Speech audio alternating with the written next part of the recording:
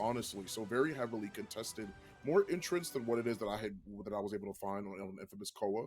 So a very, very solid look for both of these players. Let's see how both of them will play out this time around. All right, Cammy versus JP, a matchup that we've probably seen more of in previous times, but you know, JP still, at least I argue, strong character. Tries for the empty jump to get the parry, but doesn't throw him. Weirdweirdo gets jumped over and put into the corner he fought so hard to get to. Teleport shenanigans gets Infamous to the other side, but Amnesia tries to scramble their way out, but it's to no avail. Weirdo now has the corner. Absolutely, that means that DI is coming. You don't have any meters, so that means that you're going to end up eating the stun for the most part. Tries to set up, wanted to shimmy to see if the Amnesia was coming, anything. So any sort of defensive option, and a backdash into a back throw for the punish counter. Really good awareness for this Koa. Yeah, Weirdo unfortunately setting themselves out for failure by trying to parry all of this stuff, including the teleports and tuning the command grabs. Infamous Koa trying to end things with the Super R2. Will it work out? The scrambles are going in their favor. Just throwing everything to the wind there.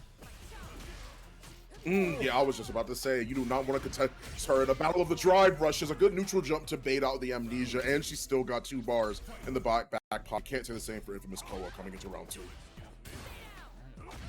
Baits the DP though right away. Do we have a punish? Yes, we do.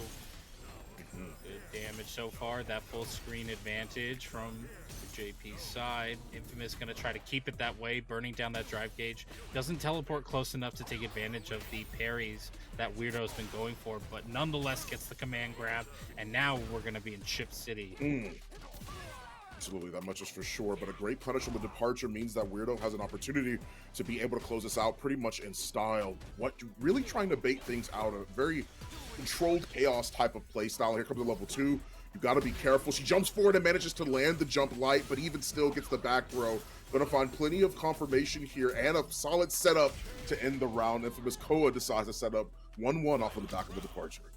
Yeah, I worry that unfortunately the parries are being fully called out here by Infamous Koa.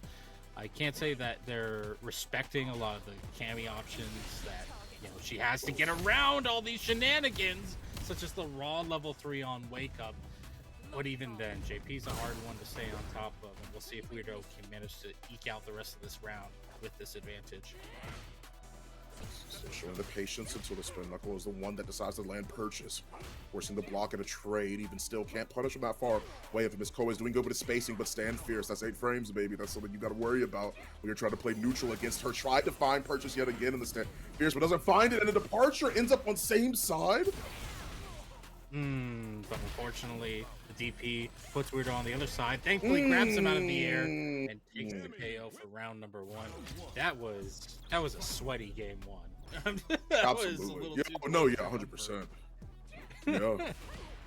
The common punish on Amnesia as well. If your character has an air throw, I've seen it happen with Guile, I've seen it happen with Cammy. And both of those are really good options for Amnesia if they do decide to go for something in the aerial sense, just because they feel like Amnesia is unstoppable. Doesn't mean that there's no punish for it. And good shimmy yet again, but no punish for Infamous Koa or Weirdo on either misplays. A lot of drops here and there. Thought that was a throw that got checked, but I guess it was a jab. Weirdo still able to get the pressure, baits out the level 1. Easy kill, and Weirdo now on set point.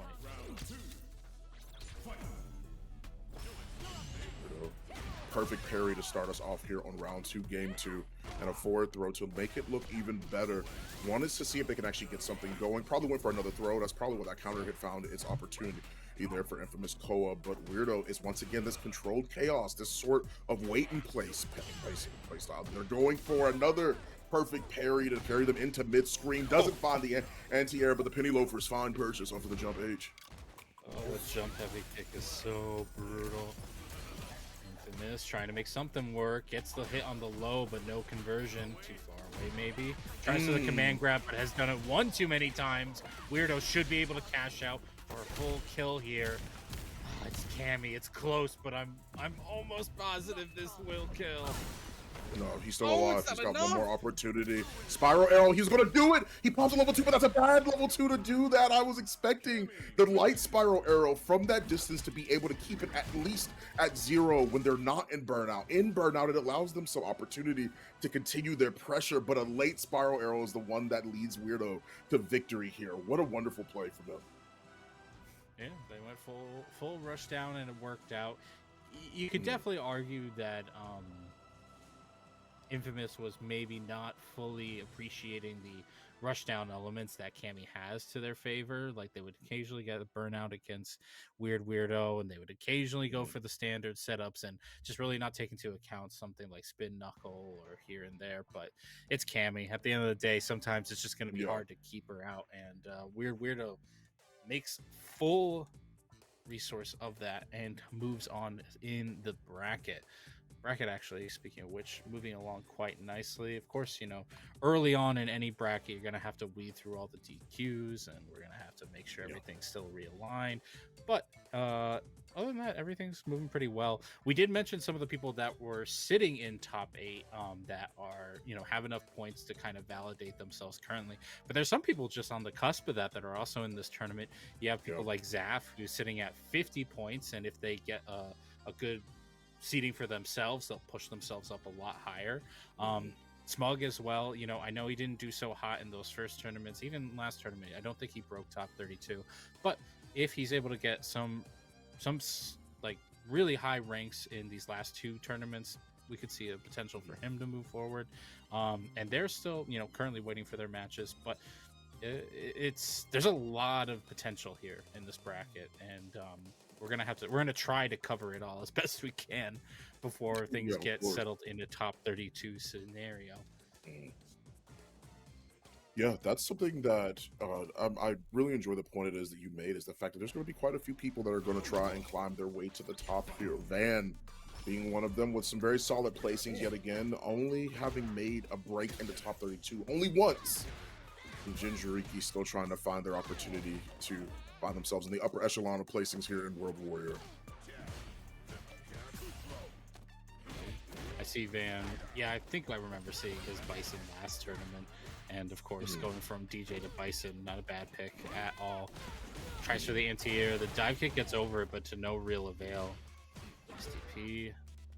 Right now, just kind of back and forth. The life is definitely in Jinjuriki's favor, but it can easily go in Van's favor. Does that kill? Oh, not quite. Ooh. Steps back just for a bit. One of the first times it is I've seen that jump back roundhouse whiff, but it's the small micro movements that really make a world of difference here. I love the check on the dash as Van's trying to see if they can play their game as best as possible. The forward throw for Jinjuriki, and you guys know the drive rush is coming, trying to play this very patient neutral game. Van is, while Jinjuriki is trying to steal this one away. Constant buttons, time and time again, but we know the type of character Jinjuriki is by now. Yeah, it's suffer in the corner. Safe jump, yeah. Wow, just buzzsaws full screen. No good punish. I don't blame Jinjuriki for not being really aware of the situation, but I do blame them for going full metal. With the wake up meterless DP, Van punishes it perfectly, but tries to get a little over aggressive with the meaty DI, gets beat by the level 1, and Jinjuriki evens out the rounds. Jin showed a few times that they are not afraid to let their reversal option rip if they absolutely need to, and that's another one of those instances where that is the case. Popping that level 1, I mean, what else do you have? You don't want to in a spot where you have to give up that round at all, and this is able to at least secure them a tie 1-1, still trying to carry them over to the corner. A great whiff punish with the sweep. That's a punish he missed. Yeah, just a little late. Sometimes you're expecting something more and just doesn't come out. Van stomps their way in, backs up trying to bait the level 1 or 3, but nothing to it. Back in neutral, being patient, catches the dash with the crouch medium punch. Nice little combo there. Excessive overkill from Van, who takes game 1. Yeah, there's absolutely no way that you're going to test his reactions for a second time, and yet here we are testing his reactions for a second time with the dashes. Right, that's something Van's good at. Van's very good at making sure that they are playing a very patient game. I think that this Bison suits them really well because they really like playing the spacing game here a lot of the time is what I'm noticing. just the very few rounds it is that we've seen them. A great check once again on a late hitting fireball. Does not net the plus frames that you're normally expecting Jury to see, and it's good on Van that he knew that. Yeah, unfortunately for Van, the Hell attack doesn't do as much damage as it could. But Jinjuriki gets out of the corner, plus frames for days. Only goes into the target combo follow-up though, and lets Van out of the corner. Oh, good whip punish. He tried to look for that before, and literally the same button, stand medium kick, punished by the roundhouse, goes for the overhead, doesn't find the meaty, drive rushes anyway. Now that's the Jury we like to see, but not the one we hate to see fail, honestly. Oh my goodness. Lands the medium follow-up for that and still gets punished. Thought they would be able to link, they were not. Yeah, unfortunately, just dropped a big opportunity there. And again, a dive kick, maybe trying to bait out a crouch fierce that just never came. Van has a good opportunity here. Jinjuriki, last breath in terms of that EXTP. It's challenged on the fireball walk-up. And goes in again. The jump, the delay button. This won't be enough to kill, but it does set up some nasty pressure. Throws him out of the drive rush. Too close for comfort. Oh, plus range for days. So just keeping the spacing, like I said, this is something that they like to do a lot. Tries to land the throw, a really tricky opportunity to go for the throw there, and Van was still aware to be able to get the throw check, no throw tech, excuse me. Gets the back dash yet again, knew the throw was coming, and finishes it off with a Psycho Crusher. Really, really well done from Van. Overall, just great spacing, good awareness of the scenarios that Jin was putting him into, and good knowledge on a lot of those. So very impressive play, very clean. No, just solid AF. Cannot go wrong there. Yeah, Van moves on. Nothing against Jinjuriki, but like, not surprising. Van's a really solid player. Definitely one of Canada's best, and seeing him take his first game, not too surprising at all. That being said, speaking of Canada, I will take this time to mention, like, shout outs to Domino's Canada for sponsoring this stream. You can, of course, I think it's every 3 matches, there'll be announced a winner. If the chat, anybody who types Domino's in chat will be entered to win a free pizza from Domino's Canada, which means that you are only eligible to receive that pizza if you are in Canada. So please, only participate if you're in Canada. If you do win and you're not Canadian, we'll talk to the mod staff. It's fine, but we'll try to keep it to our Canadian brothers and sisters. God knows you need something warm up there. This cold time of year is upon us. That being said, moving on from pizza and sponsors and all of that, hope you all are having a lovely Friday evening. We're just getting started here at Digital Havoc, but you know, it's tournament number 4. It's a good time. Yeah, Chet versus Ricky coming in here. Unfamiliar with their placings in the previous World Warriors, but I do know that they have signed up in the past. With that being the case, a very nice slew of character choices and character or player expression here, excuse me, and that's something it is that I genuinely really enjoy seeing in a lot of these matches. And that's the beauty about Street Fighter 6 that I'm sure that a lot of people in chat can agree with, is that I've seen a pretty vast variety of characters, no matter what online bracket I'm looking for, whether it's World Warrior, whether it's some of the others as well that we see online so consistently. There's been a pretty big slew of different characters. People feel like the top 5 spot is pretty heavily contested by a couple of characters, but that top 5 to top 10 is sort of more open now, coming a year plus into the game. So it's very awesome to be able to see that. And of course, you know, there's wonderful opportunities, of course, when Mr. Terrence comes out. You know, I'm super excited for him later on this week. Yep. And not this week, excuse me, this month. Let's not get too excited. I was getting too excited because I was thinking about Terry, honestly. So a really awesome opportunity to see all of this character expression genuinely. It's great, and I've been really loving it. Yeah, no, honestly, I know a lot of folks who were, myself included, were like a little nervous about a lot of the guest cast, but Terry looks phenomenal, like, and honestly just makes me excited for the rest of the year. But we got 2 classics of Street Fighter 6 right in front of us here. Luke versus JP, Chet going against Ricky S. And right now we're seeing standard stuff. Jump back from JP, Sandblast from Luke, the command grab from Ricky S, checking out Chet's reactions. Not reacting twice to it, but you got to be careful about doing it a third time.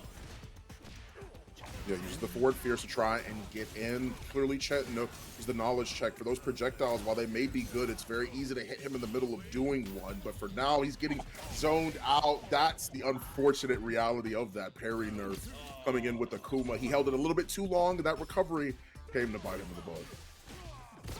Clean hit though with the stand fierce right away, getting the standard Luke combo there off of a drive rush heavy, but Ricky challenges right away, gets the distance that they want.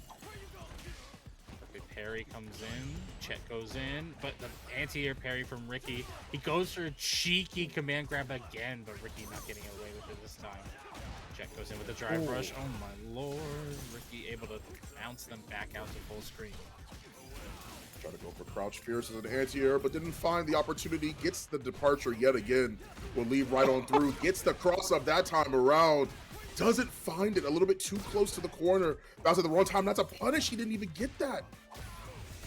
Even on perfect. Probably just a little concerned about. Oh, he's tweaking. No. Oh, he got him.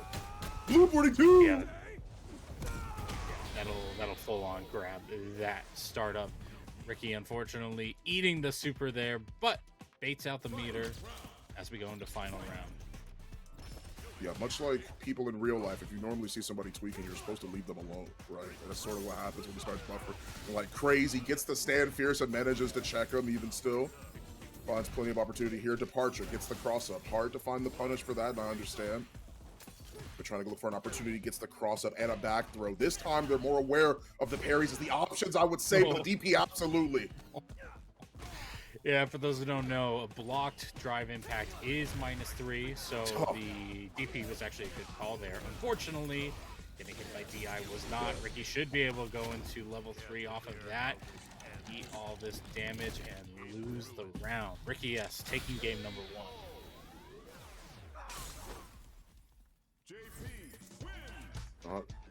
Find his opportunity to be able to submit his round there. A really awesome and really aggressive DP is super cool, but at the end of the day, was not able to find what he was looking for. Let's see if he's more aware of the parries this time around. A lot of it's just getting caught out by not being aware, and I love the drive rush forward to avoid the departure. Jumps in, gets the medium flash knuckle, heavy, gets the corner positioning too, and JP has no meter right now. Yes. He got hit on purpose.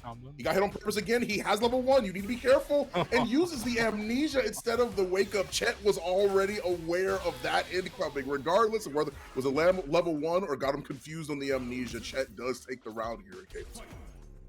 Yeah, I'll say that was optimal meter build on block, but this DI was not. Chet getting the counter DI in time, getting the standard combo into level 1, maybe feeling themselves a little bit with that meter burn. But you know what? We'll take it. Ricky gets right in there, goes for the drive rush, goes for the teleport in. Chet not defending well against this, but honestly, the follow through is not there. Ricky's still in the corner. Amnesia's out of the pressure, goes for a stray command grab, and this time catches a stray parry. Yeah, I actually do respect this option a lot, especially with the fact that Chet themselves has been getting zoned out pretty consistently. The departures seem to be mixing up quite a bit, and that's exactly the first option they go for. But a perfect parry has the back portal available to make sure they cover that perfect parry option. Wasn't able to get the punish and a back throw to seal that round and make it tied up 1-1 and match point for Ricky. That's what you call insurance. Your teleport portal just saying, hey, don't worry, you get perfect parried, I got you. Chet, though, going all in as they do, trying to get this round, trying to prevent Ricky from knocking on the loser side. Oh, good check. One of the 4 buttons of the apocalypse coming through the drive rush. Check that. I absolutely love it. Uses the EX Sandblast yet again. 2 back-to-back count hits. No confirmation necessary and wanted to balk and bless his Endure his noggin on top of his head. But he doesn't find it with the medium. Instead, he finds it with the OD Sandblast to make this a 1-1 tie. Just throwing out the raw. Feels like Ricky is not comfortable using their normals at all. Once things get a little bit close, they get a little uncomfortable. Chet using the frame advantage off of the DDT knockdown to get beautiful Oki. Right now, this round's entirely going their way. Not able to interrupt the drive rush that cancels out of the parry stand. Even still, OD Sandblast blasts through the full screen. Ricky on their back in the corner here, trying to keep it that way. Nice conversion. Saw that the very first time, the very first game. They've been trying to snipe that out with forward fierce, but they weren't able to find it. Once to suppress the old man and can't quite find the opportunity to do it. Second time they've used back fierce this entire set. Off of getting punished the last time. Another punish is found here for Chet this time around, but the level 1 is available for Ricky. That does not get him out of the woods yet. Gotta be careful of departure. That's bad. That's bad. Gets the level 1, forces him back. Ricky, please. Ricky, why? Yeah, he gets baited on this back roundhouse. Hey. Chris Wong. Stuff. The back roundhouse, the outlaw kick doing its damage. Chet's going to take a 2-1 in the set. Adapting well after eating, 3 command grabs in early round 1. But I tell you, that's that. You get away with those a few times. You have to sprinkle them in, or else you just get called out entirely. Yeah, and it's one of those things where when you see a lot of what's been going on with Luke and how Chet was utilizing him that match, I love the fact that even still that they showed something that's very important. A lot of the times, whether you play online, whether you play in tournament, you see an option of yours get shut out or shut down, and it really deters people from trying it again the second time around. But the biggest problem it is that I see is the fact that once that option gets shut down, they don't ever try and reapproach it. They don't ever try and go back and see if they can find an opportunity to utilize it again. But that didn't stop Chet from using forward fierce yet again. That is super, super sick. I love the fact that they used forward fierce multiple times because they knew what their answer was and they were confident in it. That is the important part of playing Street Fighter or any fighting game in general, is understanding and knowing your options. That was 100% knowledge, and they knew what they could use to get around those projectiles. And the one time it found purchase, he ended up getting a round off of the back of it, which was amazing. Yeah, no, kudos. We'll see how far that keeps you going. Meanwhile, we're on to our next set already. Blue Blayzer going up against Zerox, or Zerox maybe bringing it back to 1990. With the overhead, that is not punishable, but it is safe. He will lose his turn off of that though. That target combo is very strong. A neutral jump just to get a bit of the body splash. This is the Condor Spire. Yet again. Gosh, fierce. Dives right in. You got an 1850 Lily going in with the meaty Condor Spire. You're gonna respect that, because even if it isn't real, it feels real. Double knee press, trying to bite out of the corner here. The neutral jumps are killing Zerox here. Blue Blayzer takes round 1. Zerox is cooking though. A couple of good options I've been seeing. I'm smelling gas. The stove is on at least, but he hasn't begun to cook yet. Gets the back throw. Pops up the Condor win and gets the Condor Spire yet again. The OD version uses the level 1. I love it. No fear. You can't be afraid of any situation like that. You know what your character has and use those options. Don't ever be afraid to reverse it. Blue Blayzer just has the number on the double knee presses. He's been able to backdash, neutral jump, avoid them in general, which is really impressive. Blue Blayzer taking game number 1 largely off of those style of reads. What's interesting is that Blue Blayzer didn't actually utilize their punish opportunity, and that's because after the Akuma patch, the change overall in minus frames and the disadvantage that you have on block off of drive reversal has changed. So it's -6 now, and Lily unfortunately doesn't have a punish for that unless you're close enough, right? She only has a couple of moves in which she can actually utilize that, which is why Blue didn't end up getting that punish there. It wasn't because he didn't know that it wasn't punishable, it was the fact that they quite literally could not. Maybe at the most a light SPD, if they are close enough, that is an opportunity. That is 5 frames, like most SPDs in this game. So, or most command grabs in this game, excuse me. So, except for the exception of, I think, JP's. So, it will be absolutely wonderful to see if that is how they end up going for the punish this next time around as the JP gets brought out from Zerox. Okay, here we go. Yeah, Blue Blayzer just looking tight. Yeah. baited. Good jump Neutral back. jump. It's triggering me.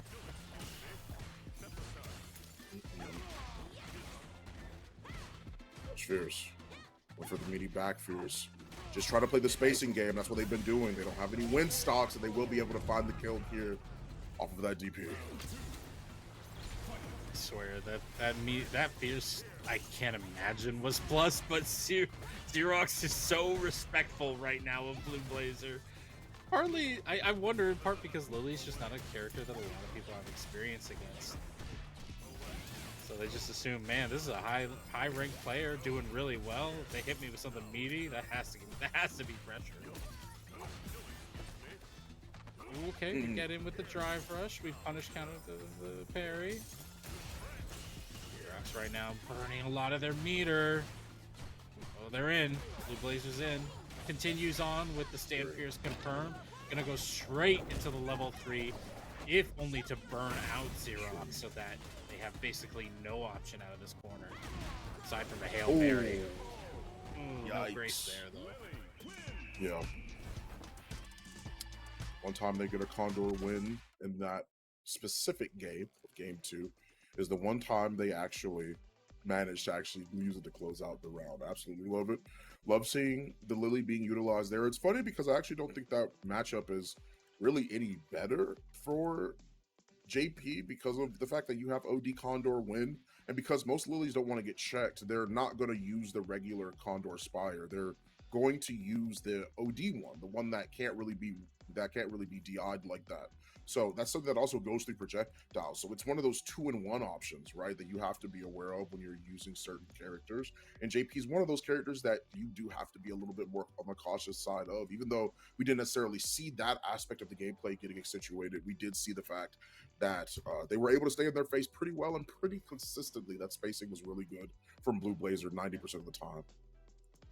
Yeah, Blayzer just looks like a really strong player. They have a good sense of when it's their turn to approach their opponent, or they realize, hey, I can just afford to waste not waste time, but just allow the timer to go out, see if my opponent wants to take the aggressive approach from me. And we saw in one round they just anti-aired with excuse me, I'm forgetting Lily's DP's name, but her DP, and then spending that extra cash to do more damage off of it into the Condor dive. And just kind of taking their time, taking it easy, and then when they saw opportunity, going full on in. Just good situational awareness and good pacing. Very solid player. Absolutely. Yeah, absolutely. Yeah. It's really interesting to see not only sort of the play style it is that all these characters bring to the table, but just how these players themselves are utilizing them very, very well. I really am excited to see not only the future matches, but what will come of more of this as the pools become more developed and things of this nature on this wonderful Friday night. Thank you all for, of course, being here and enjoying what's been going on. Naji versus 860 Kite is going to be coming up next.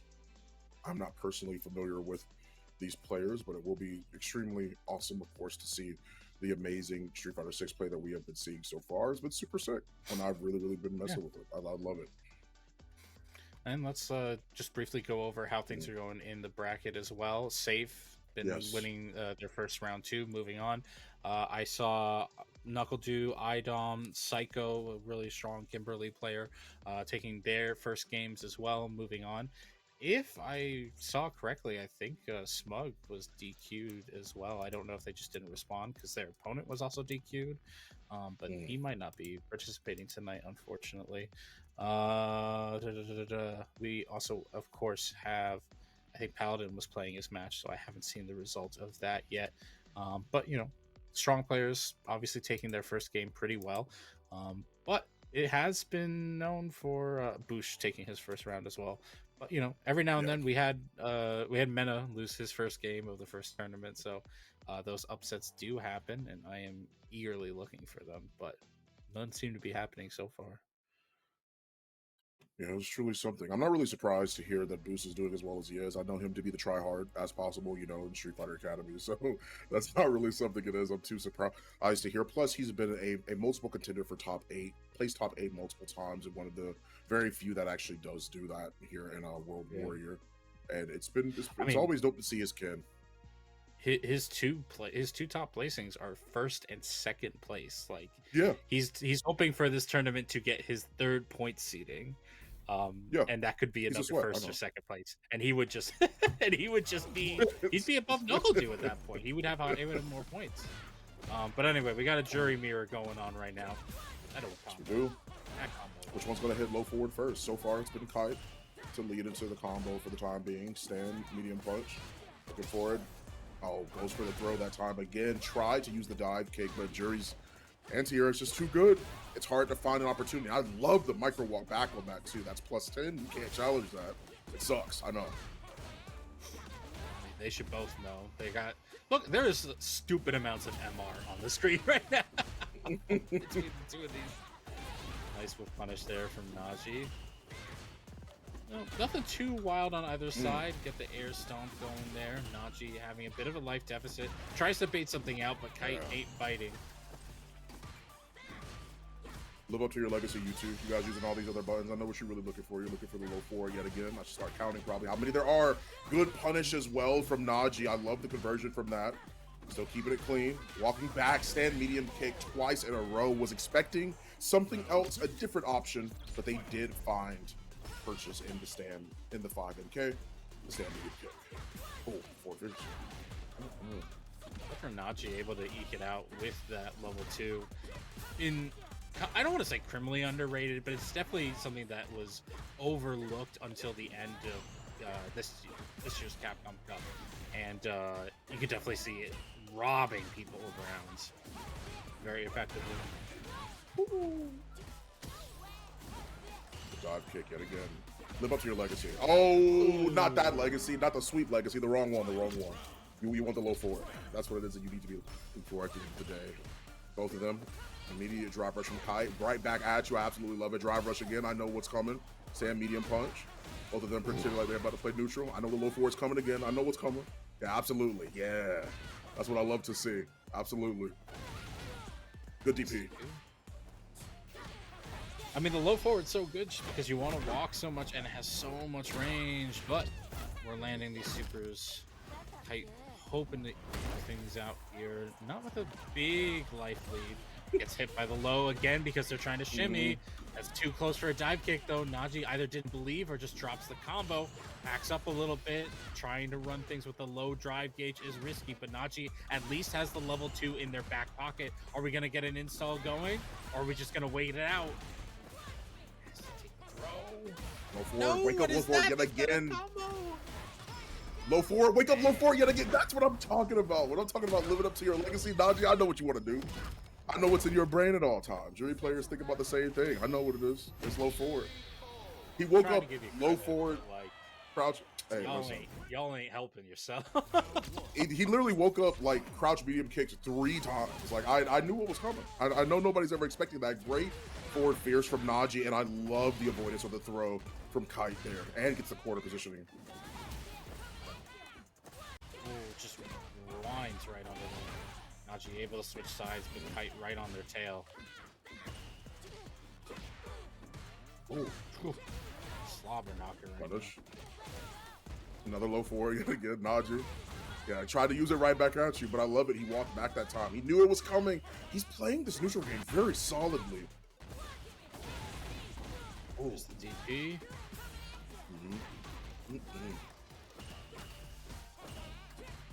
A bit of that drive gauge back. Naji right now has a good anti-air, but spends 2 bars on it. So little life between the two of them. Good DP. That's a solid reversal. Utilizing the reversal off of the back of a drive rush is pretty important.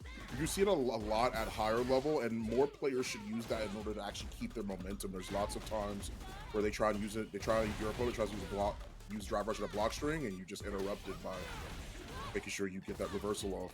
If your character can do it, of course. Okay.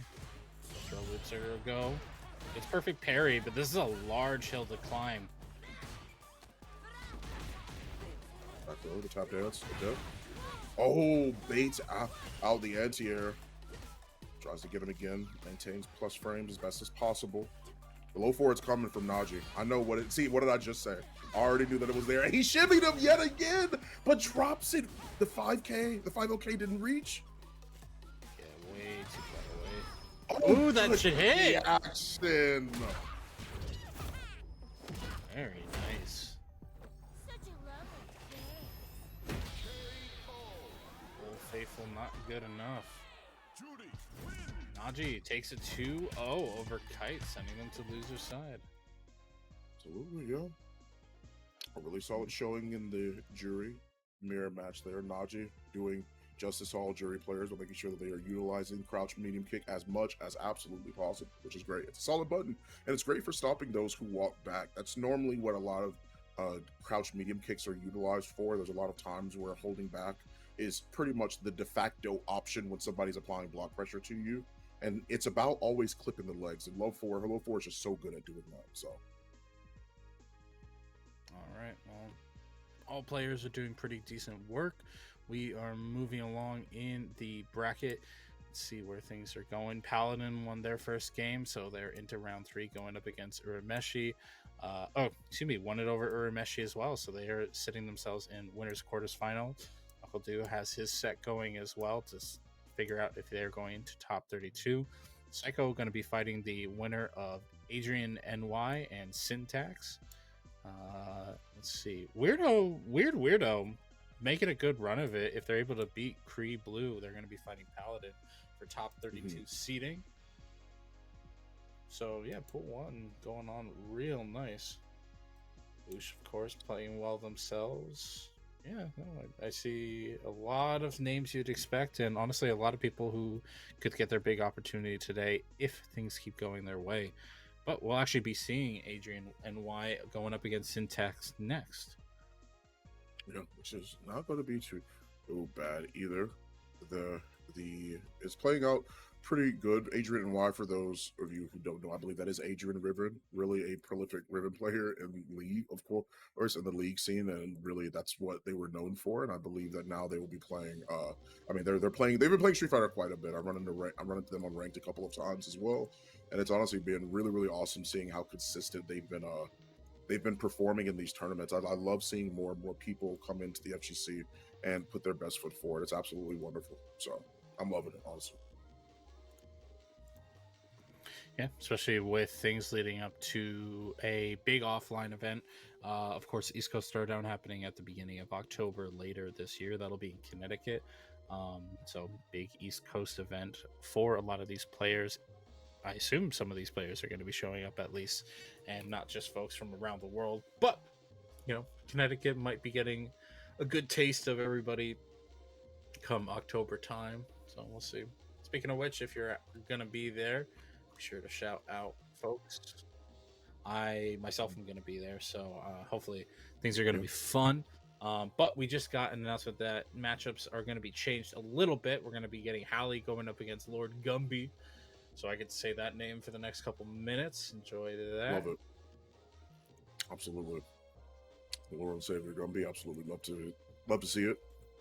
I love to see this absolute amazing play from all of these different players as well. The bracket has been unfolding very, very nicely. So as you've mentioned, as we're winding down and trying to make people's way into top 32 so far. And with that being the case, that means that we'll probably see quite a different slew of characters still here, or we'll start to see some more of the same characters because we're going to be winding down the top 32. But with that being the case, of course, there's an opportunity there with what we've seen so far. So today we've seen a couple of JPs. We've seen 2 Lukes, I believe, today. We've seen a jury mirror match. We've seen a variety of different characters today. Some of the same contenders that you would expect to see at a high level, but still really, really good. We're pretty decent character spread too. Yeah, I mean, if you're looking for a wide variety of characters, Street Fighter 6 is a good place to go. At least while we have these pools going on. I know a lot of folks get upset once you get into the top 8 and top 16 when you start seeing the same characters over and over again. But I think even this season and last season wasn't actually that bad in terms of character variety. But I spoke too soon. We got Cammy going up against Ken, Hali, and Lord Gumby. Okay. Nice, Goes tries to to the right driver's forward tech. throw. Hands off of me, scoundrel. I love it. Shimmies out just a little bit. Gumby doing a pretty good job of reading the scenario. Already burned themselves out. Level 1 is available. Doesn't get the stun. Locks himself out and unironically sets up for a throw setup. My goodness. Look what's happening. What's happening right now? I mean, oh no! Whoa! Oh, Whoa! my Whoa! Whoa! goodness. Party foul. Lord Sharding gone Gumby hard. taking it for game number 1. I don't blame him for doing the neutral jump there, especially after kind of the drop on the kill sequence, because when your opponent sees that opportunity, they go into panic mode and they usually just want to DP out. So it was a good call, but even still, you dropped the kill combo, bro. What happened? Oh, stand roundhouse into a low forward, the kitten special, absolutely.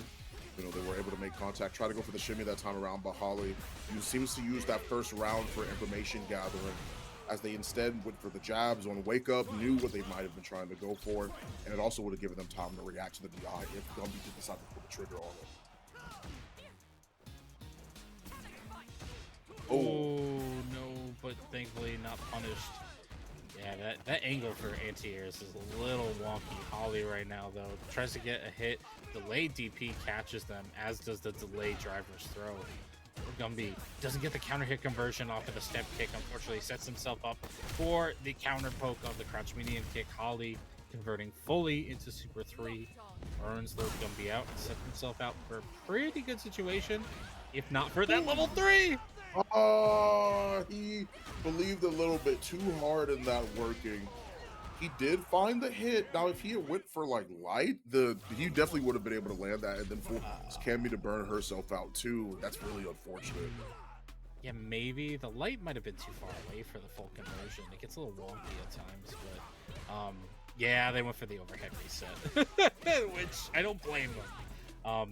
I think it's like maybe a 15 or 16 frame confirmed, so that thing is stupid hard to do. Hali though has the game for themselves.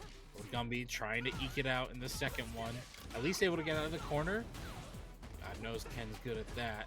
Goes to the overhead, has to block the follow up. Hali right now fighting their way out pretty easily. Throws that stand roundhouse. Ice anti-air this time, it lands. Whoa, that throw hit from like half screen. That's insane. Ooh. Good throw tech. Good aware. It's from Gumby to know when he needed to hit the button. Level 2 pops it, and he's gonna close out the round here off of the back of that Jinjuriki. I love it. You gotta give yourself a little bit of a clap for that. We've had a few times that Gumby's like kind of just dropped or even not gone for the kill sequence, and that's the first one that we've seen, and that's a good sign of things. Oh, Ooh, the back throw. Wasn't expecting him to back. Sand medium kick. Yeah, the whip punish. Wow, ooh, good timing on that, actually, from Gumby. We're just gonna DI? Yeah, we're just gonna call Hali out. You got the reactions? You don't? Now this might not kill. This is a lot of scaling. Too much so, and in fact, because of that resets the drive gauge. And he just goes for the run step! Oh. One game apiece now.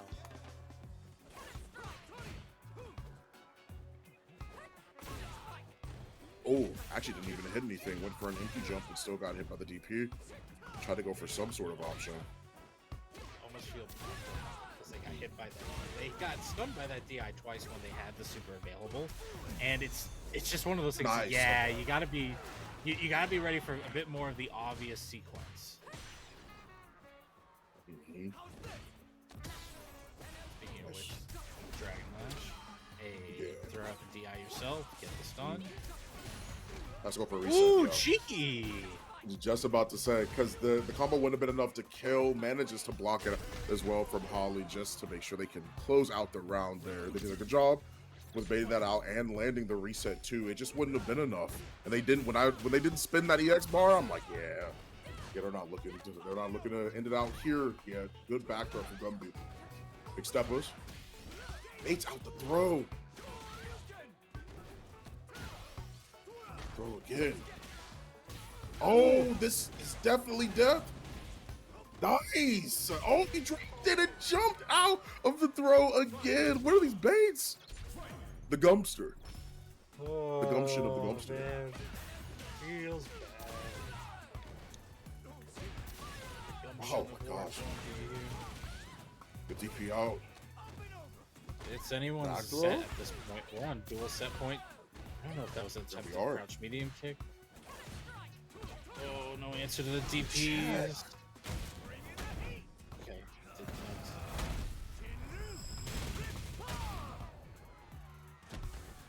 It's a big spend for not a huge amount of damage. Oh, he baits him!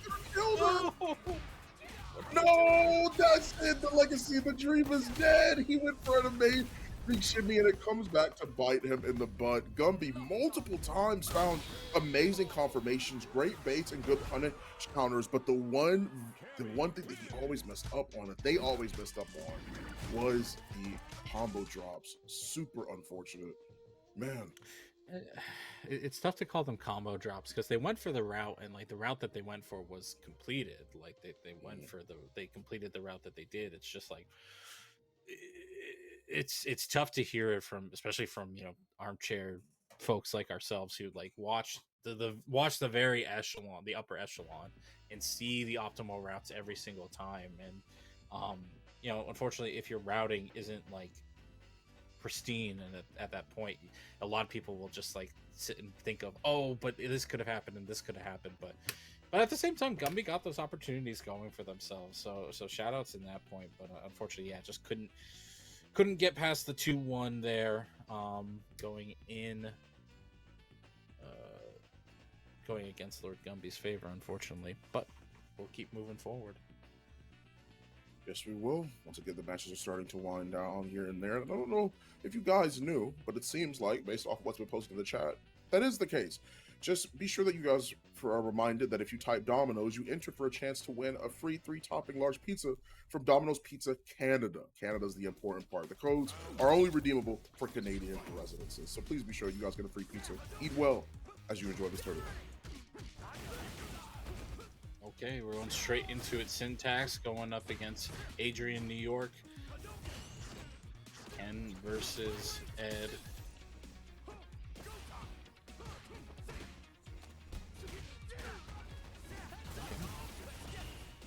Sorry, folks, just cut out there for a little bit of time.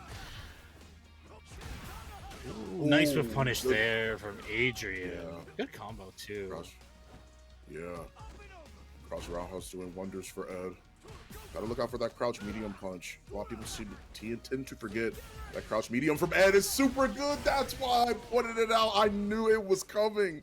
People often forget about that. You just want to walk, man. You don't want to be in that range. Yeah. And then it comes.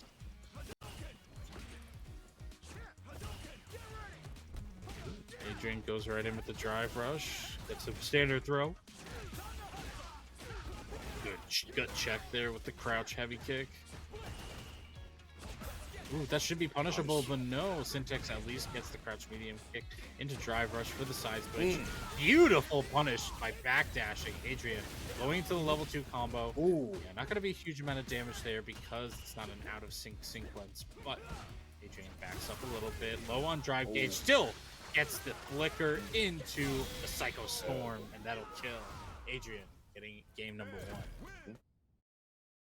Yeah, Ed just catching people off guard, not only with the length of his normals, but just how fast and deceptive they can be. A flicker punish counter to start off the round, a solid confirmation to lead into the corner and set up for meaty. Pulls him close, not taking the bait, went for the low forward. It gets parried out, blocked. It was ready for some type of reversal from Adrian. Doesn't follow through, and Adrian gets caught on it. Syntax right now trying to go through with the Ken shenanigans, but tries to backdash. No, and doesn't get the anti-air. Thankfully, it doesn't work out too poorly for them. Syntax going for it, but follows through on the sequence. It gets punished for it. Adrian reels them in with the cycle snatcher, but she doesn't get out of the corner. Perfect parry from Adrian. That's burnout too.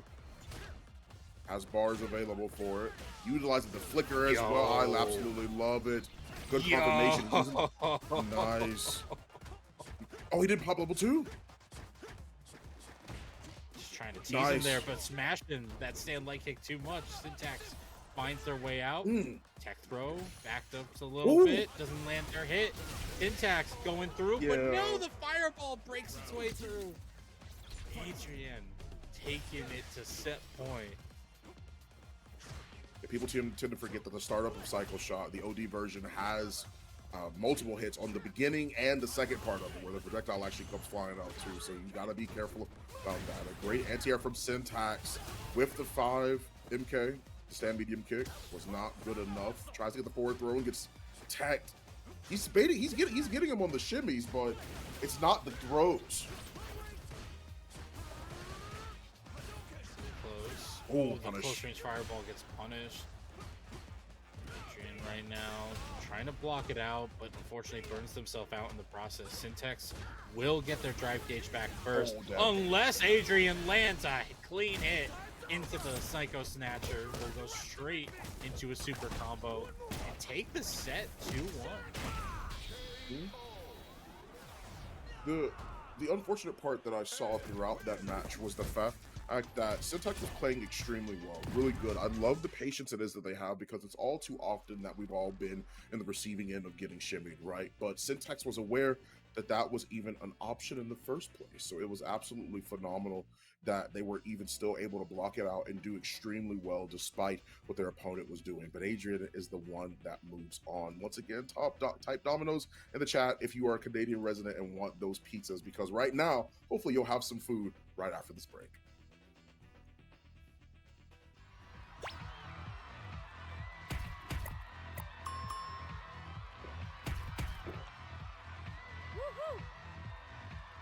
Red Bull gives you wings.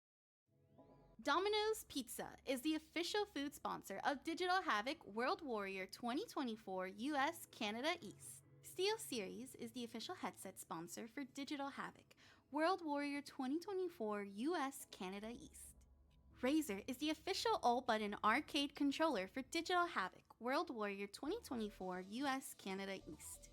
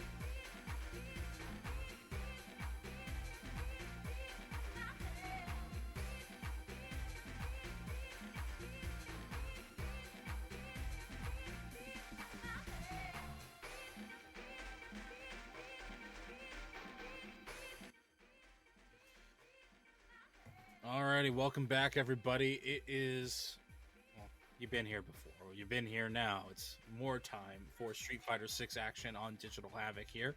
We are going right back in with a hot match. We got Sayff going up against Base. Sayff, probably one of the highest leading players in the Canada East region and by extension with North America East as well. Obviously, one of the big representatives from Capcom Cup 2024, looking to get a seat in Capcom 2025. You know, I think they got a good spot. I think they got a good chance. You know, obviously they're still a strong player, still have a strong character that hasn't changed much since the last patch. We'll see how they do going up against Base, who has had their own good seedings in these tournaments previous. Yeah, which will be super awesome to see as well. Sayff, a very prolific player. You know, not only watch them during some of Digital Havocs, but of course, like in a couple of other tournaments it is in Canada, they are a very prolific player, and I really enjoy watching their kin quite a bit. So it'll be dope seeing how they fare against Base here, who also is a considerably prolific player. So it's very, very nice to see a lot of these guys sort of come out and a lot of these players come out and put their best foot forward, as I've said before, but still really awesome to see them, and it's really, really cool.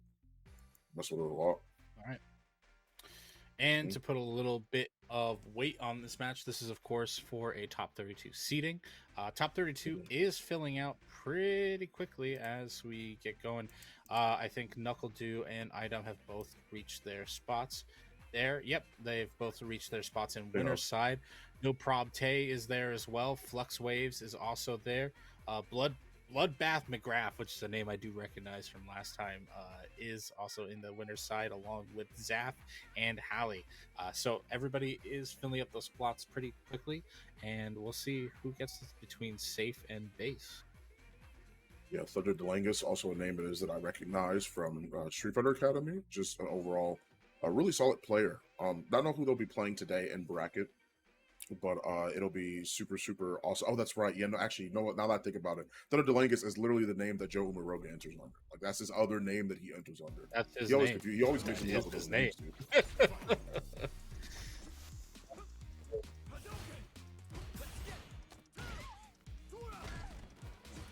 Base. Gonna have to see how Base fights their way out. Thankfully, Sayff gave them a little bit of space, and Base took it. Side switches with the back throw. But of course, Drive Rush puts us back into close range, and Sayff tosses them into the corner. Oh, that's not true. Probably a misinput more than likely, but one that worked out no less. Sayff. Trying to find opportunities there. And just to get the roundhouse as well. Another roundhouse yet again.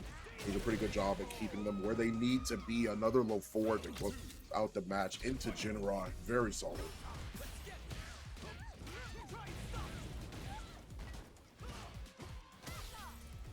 Big jump in, yeah. Base has to check. Tries to jump.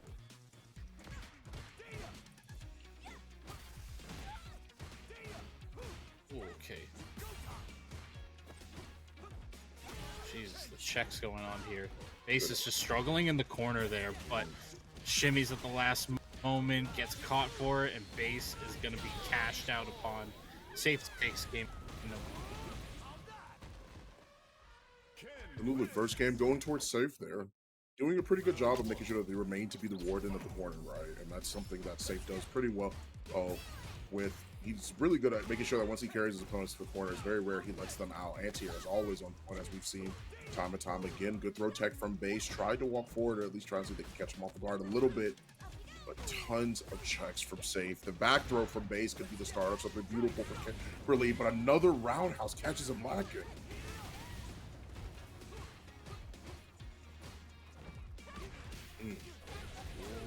Fortunate, the stand roundhouse just overextends a bit too much. ED overhead, and even then it should naturally combo, but Base just not ready for it. Ooh. Good punish on the whip drive reversal.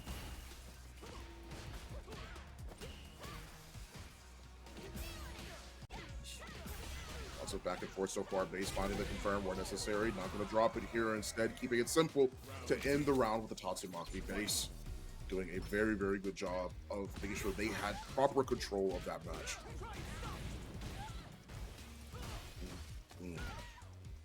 Tries to Jump. jump. There's the tech.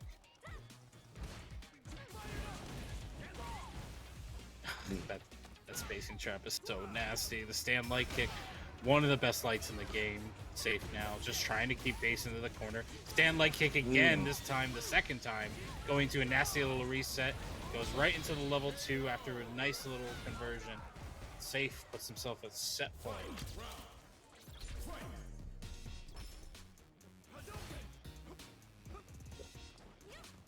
Yet again, trying to keep him in check with a standing light kick, a good aerial in order to actually keep base in the spot where necessary, but they've slowly made their way past the mid-screen on Sayff's side, and now Sayff's gonna try and carry him over to the corner yet again. Good spacing yet again from Sayff.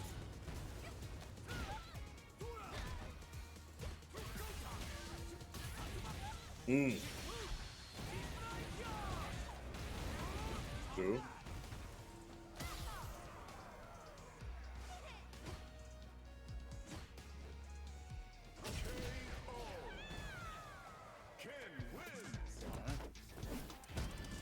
They take to 2-0 in the set. Sorry, folks. Things are a little choppy on my end. I'm just checking my end of things because I can't see anything.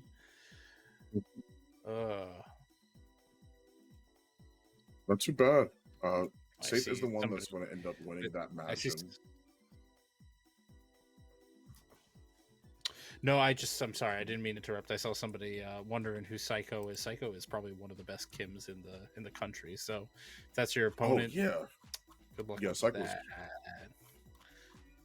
Good luck with that. Psycho's insanely good. Yeah. Very consistent player, and definitely understands how to play that character a lot. So it'll be interesting to see them yet again. One of the surviving Kimberlys, I would say. Not really much. I saw a lot more of people playing Kimberly during the launch week of the game, right? But that sort of dwindled out for other characters such as, JP, Ken, Bloo, the usual suspects, of course, with some returning characters coming out, faces like Akuma and Bike, and have also been sort of leading the charge here in familiarity. But Kimberly is one of those characters that sort of slides under the radar consistently enough, but it's something that's really interesting too to see is the fact that Kimberly is still being played and picked. She's one of my favorite characters, and a character it is that I've stuck with for quite some time, and she's really awesome. So a couple of changes have made her have a little bit more damaging routes, really. So it's allowed her to be able to convert off of things that she normally wouldn't have been able to convert off of, especially off of that EX Tatsu change. So really interesting to see that character and really what she's able to do. So Yeah, they were definitely a bit scared of the character after the initial launch, and I don't think we need to go back to a world where Kimberly has a EX reversal, or go back to one where her spray cans had less scaling. But it's nice to see them giving her more stuff as opposed to trying to just revert things back to the way they were. Yeah, absolutely. Yeah, it's pretty good, honestly. I can't really complain too much about what it is that we've seen from Kimberly as well. And it's something that's very interesting is that there's been times where even players like Sean have placed pretty consistently, even won a few tournaments that really put Kimberly back onto the map. And that's some of the validity that the volatility, that I love from just seeing Street Fighter 6 in general. It's the simple fact that these characters are talked about pretty consistently. Time and time again, you'll see conversations surrounding Luke, surrounding Ken, surrounding JP, surrounding Akuma, surrounding Rashid. And it's characters like Bison, but characters like Kimberly, characters like Zangief that slip under the radar where people may not think too much of them until they see the potential that they have at these higher levels. And that's something that I think is super, super awesome. I genuinely love seeing a lot of these characters that don't have as many reps as some of the more popular ones, right? So it is really awesome. Yeah, but hey, we get to see a really Weirdo bringing out the Akuma now, but I think it's a good choice considering we get Akuma versus Ryu, and yeah, Paladin, of course, the foremost Ryu of the country, if not the world. Nice damage. Should we get here? Couple Shogekis from a distance, trying to make themselves, trying to see if they can catch him on the spacing just a bit, and they do manage to do so. The 9k health is about to become extremely apparent. No DP as well. Just wanted to go for the Oki there. Donkey kick from a considerable distance to use as a poke. Paladin's backing up. He wants to bait out Weirdo into hitting something. Nice.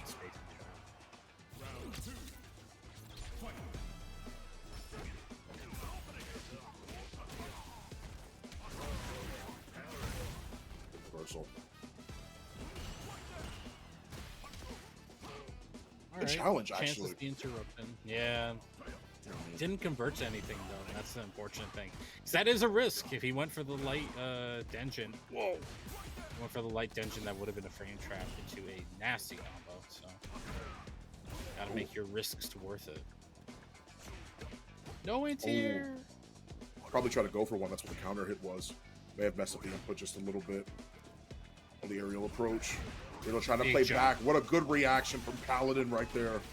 Really solid. Into level 3. Close this out. I kind of wish this game had something about overkills, something about like where you do X amount of damage more than you need to. I don't know. It's just so excessive. Needs to be recognized. Oh my goodness.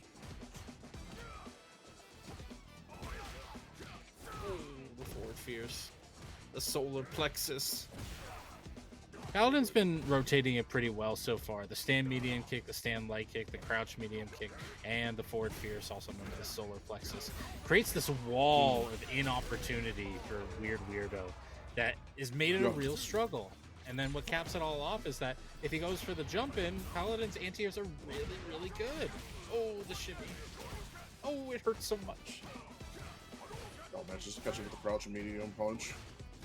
How strong for the most part. Still trying to see if they can bait out something from Weirdo. Just an onslaught of buttons and no challenge from Weirdo. That medium into medium, this is not Street Fighter 5. You cannot do that anymore, but still finds an opportunity right there. Paladin cashes out on the level 3 once more.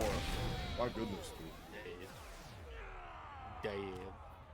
Feels bad, man. Weirdo having a good set early on in the stream, but again, you get so far in the tournament, you're doing real well, and then you hit the top players, you hit those Paladins, and suddenly you get checked. You get reminded. Yeah. Absolutely. Yeah. It was... I loved how you actually phrased it there, was the wall of inopportunity, because that is the case, right? A lot of buttons that weren't super heavily committal, but still enough to be able to forgo any sort of approach from your opponent, right? Akuma trying to find a way out. And that's the thing, though, is that once Paladin realized that there were opportunities where they could just hit whatever they wanted to, the real block string sort of got muddied with the, I'm just going to hit buttons, right? Because it's respecting me a lot. And that's one of those things that happened quite a bit. That medium and a medium string is not a real block string. Like, you can't actually do that for Ryu. If you actually utilize any sort of 4-frame on any character, you can actually stuff that out. Has to be a 4-frame though, of course, because you don't want it to be anything super crazy. You know, you don't. If you want to play on a little bit more on the passive side, you can utilize a 4-frame to actually mash out of that medium string, or just light to medium strings in general. Plus frames have to be utilized in a way where if you have plus frames, the button that comes after it has to be a light more than likely, because you don't really get as many opportunities as you used to with plus frames as you did in previous Street Fighters, even unless you're like Juri and Chun-Li, which sort of break that traditional rule of plus frames and how Street Fighter 6 you have to look at them.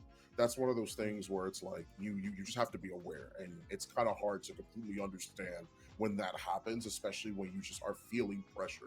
It's kind of hard to sort of reach that logical portion, you know.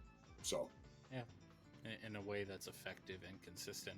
And part of that is even just like getting your conversions down. There were the occasional stray counter hits that it's like, oh, you got to go into crouch medium kicker. Oh, you got to go into crouch medium puncher. Oh, sometimes I just got to skip neutral and jump in air fireball. Like it's tough. And if you don't pick the right opportunity for that, you still get, you walloped in the corner. So it's a tough balance to really keep. And sometimes you don't even get to see what the other side of that is because the opponent's offense is just so good. You don't even get a chance. But it is what it is. We'll move on. We won't dawdle too much on the loss here because we're gonna have Boosh going up against Blue Blayzer. We got a B match going on right now. I believe this is again another top 32 spot that is being fought over. Boosh, of course, probably the favorite player because again those really high seedings in tournaments, number 2 and 3. But Blue Blayzer had a really good set early on in stream, and this is definitely an opportunity for a minor upset. A chance here. See what it is they can find. That stand light kick fireball is going to be a lot different when you have to deal with crowd trips from Lily that's punished mostly through sweeps.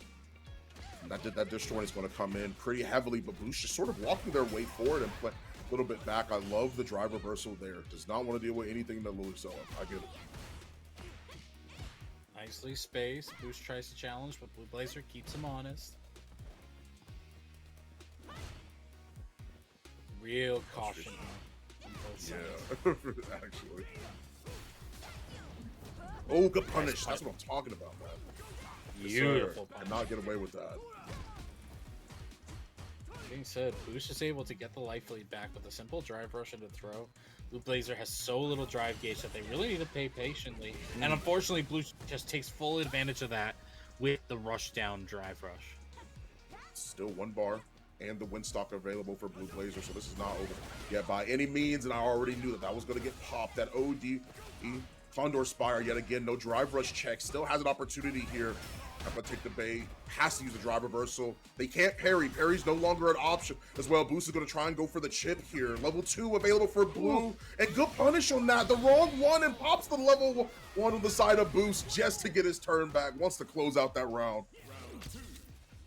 Feels bad, dog. You see a punish and you're like, oh, I wouldn't have punished that, so it had to be good. And it's like, no, left them open to that reversal.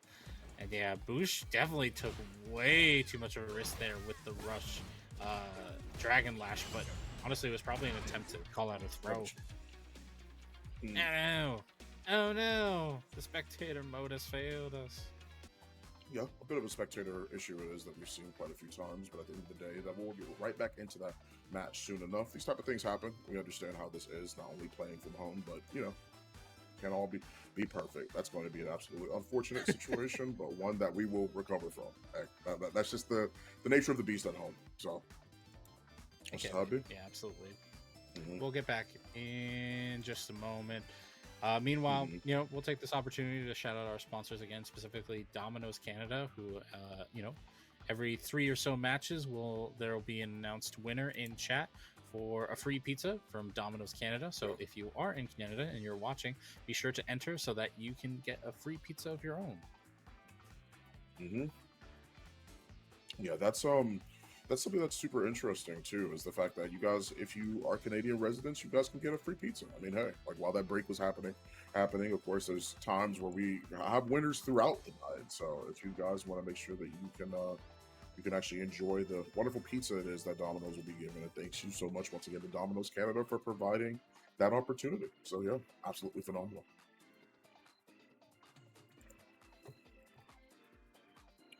Solid look so far for everything. Okay. Oh, okay. So that's what happened. Okay. Yeah. So for those who can't hear the voice in our heads, yeah, Boosh is up a game because Blazer's Steam actually crashed. So, or his computer crashed, I should say. So they're gonna have to start up the set again, but with this time, of course, Boosh being up a game against Blue Blayzer. Yeah, next year the beast. You understand how a lot of technology be. Once again, that doesn't mean that they are out whatsoever. I actually do like how Blayzer was utilizing a couple of Lily's normals, the usual suspects, the stand mediums, your crouch fierces. I understand how those type of things can be. And the crouch fierce, with that little bit of disjoint, it can be really hard to whip punish. Most of what it is that you have to utilize are those sweeps. You have to find a way to be able to punish her very consistently. And sweep, so far from what I've seen, at least on Akuma, has been the best option possible. So I imagine that it's across the board in order to actually punish that disjointed normal. Well, in some ways, and sweep can be a little slow, but right now, Boosh has mostly been running off of these drive rushes trying to get a little bit of pressure going, backing off. But that being said, Blue Blayzer has had a good round start so far, getting this corner immediately, having the 3 bars, but getting checked by the crouch medium kick. Boosh going into that overhead Jinrai setup. Blue Blayzer fighting back with the enhanced Condor Spire. Gets a safe jump going. Nice. Punish from Blue Blayzer. You can't punish. Yeah, can't punish that. It's different and it's very, very different in Burnout here. It's only -2 now. Safe on block. Boosh looking to get a scary sequence. Goes into the overhead again out of the Jinrai and takes the round, putting them on set point. Trying to shimmy, but I love the Blue not taking the bait there. Crouch Pierce yet again. Wanted to go for throw and no punish on the jump back. These type of things happen. Leading it to the corner. Pretty soft. Elite goes for the throw and wanted to get the cross cut, but the Condor dived to escape the corner. Wanted the SPD, does not find it. Instead, a level 3 for your troubles. Yeah, maybe when, I don't know if they didn't mean to not use the meter or if they were just trying to be conservative, but all that conservation got them nowhere. That's safe. Boosh right now trying to go offensive, but Blue Blayzer able to get things on their side, if only for a second. Fighting out of the corner here. Boosh doesn't want to risk it, doesn't want to risk the reversal super. The Dragon Lash got punished for it, but not for a huge amount of damage. Ooh, good reaction! How's the DP still available? And they know that. You have to be a little bit more careful about what you're choosing to do. Parrying is still an option for Boost. But if they get that OD Condor Spire, it might be a little less likely. I'm loving the patience for both players as they slowly then walk down to the corner. Gets back thrown. What a wonderful whiff into the drive rush to get a throw. Man, caught him off guard. That was very fast. I get it. That was hard to see coming. Feels bad, man. Yeah. Feels bad, but hey, you gotta be ready for all situations in the world of Street Fighter 6. And unfortunately, Blue Blayzer was not ready for his computer to crap out on him, but also not ready for the stand light kick into the drive rush. So they will be sent to loser's side before we even hit top 32. But I think, I think that pretty much. I think we have one more set to figure out top 32. Or is that it? I think that's it. Yeah, I think that's it. I think everybody's there. Everybody's here. Got Knuckle Dude going up against Paladin. Oh, excuse me, Blue versus Space Boy. Okay. Yeah, is the last one. Yeah, there is one more that they had to do. Well, I'm seeing a long time since I've seen Space Boy. It's been a long time. Yeah, it has been quite some time, right? Yeah, Space Boy a couple of times. It is that not only have I seen them in like Digital Havoc's tournaments, but I've seen them back in Street Fighter 5 days on the Cody quite a few times as well. And it'll be dope to be able to see them here in Street Fighter 6 participating in this World Warrior. Good to see that they're still giving it a all. You just Space Boy's listening. Space Boy, if you're listening, who are you playing now? I assume it's Luke, but I don't know. He normally plays Luke from what I've seen. I've seen him on Luke quite a bit. I believe he's sticking with that character nowadays as the Luke. I mean, there's no listen, there's no Cody this time around. So, well, he wasn't a Cody main. He was a Sakura. He was Sakura. He did play Sakura as well. There was quite a few times where I saw him alternate from both Cody and Sakura, like in Street Fighter 5. He played both. For what it is that I feel like I've never seen Space Boy play Cody, but maybe I'm crazy.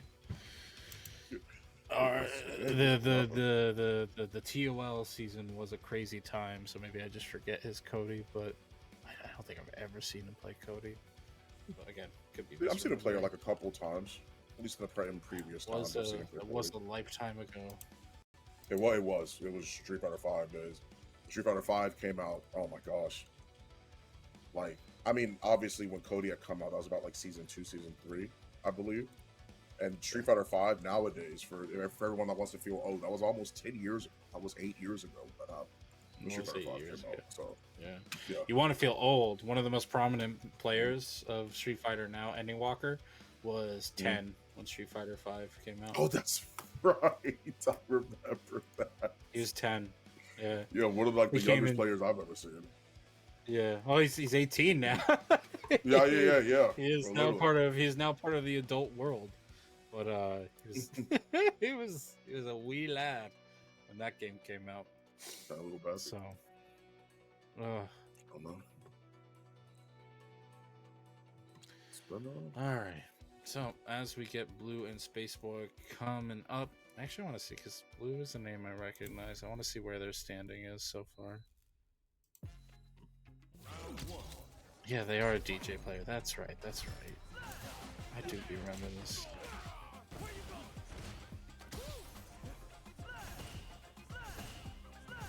All right. Enough looking at that. Blue and Spaceboy right on screen now. Okay, throwing out the OD Sand Blast, getting a bit of an advantage there. But right now, Blue is in the corner, but not in a terrible spot. Losing a little bit of damage. Good check on the drive rush follow through. Blue now has the corner against Spaceboy after that little bit of a scramble. But can Spaceboy find their way out? Ooh, clean hit. Very good conversion from Blue. Using the crouch fear spray and kill as well, and a whiff, a nice little whiff finish up with the crouch medium kick. Blue takes the round. Some solid conversions and a lack of pressure from Spaceboy and let Blue take it. That being said, Spaceboy doesn't want to repeat. It's a nice conversion off of the drive first stand light punch. Not a huge amount of damage, but again, as long as you're able to maintain the lockdown, that's what's more important.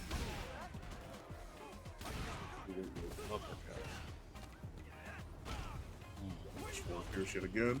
Wanted to close that gap and maintain plus for him as best as possible. Has to block the OD air slasher. Nice. Takes it out just for a little bit. It worked out perfectly. Probably was looking for something else, but Blue finds purchase and a faked out air slasher. Twice in a row. This is going to be done. 100%. The DJ special cancels right into the body massage. Full body massage. Blue taking game number 1.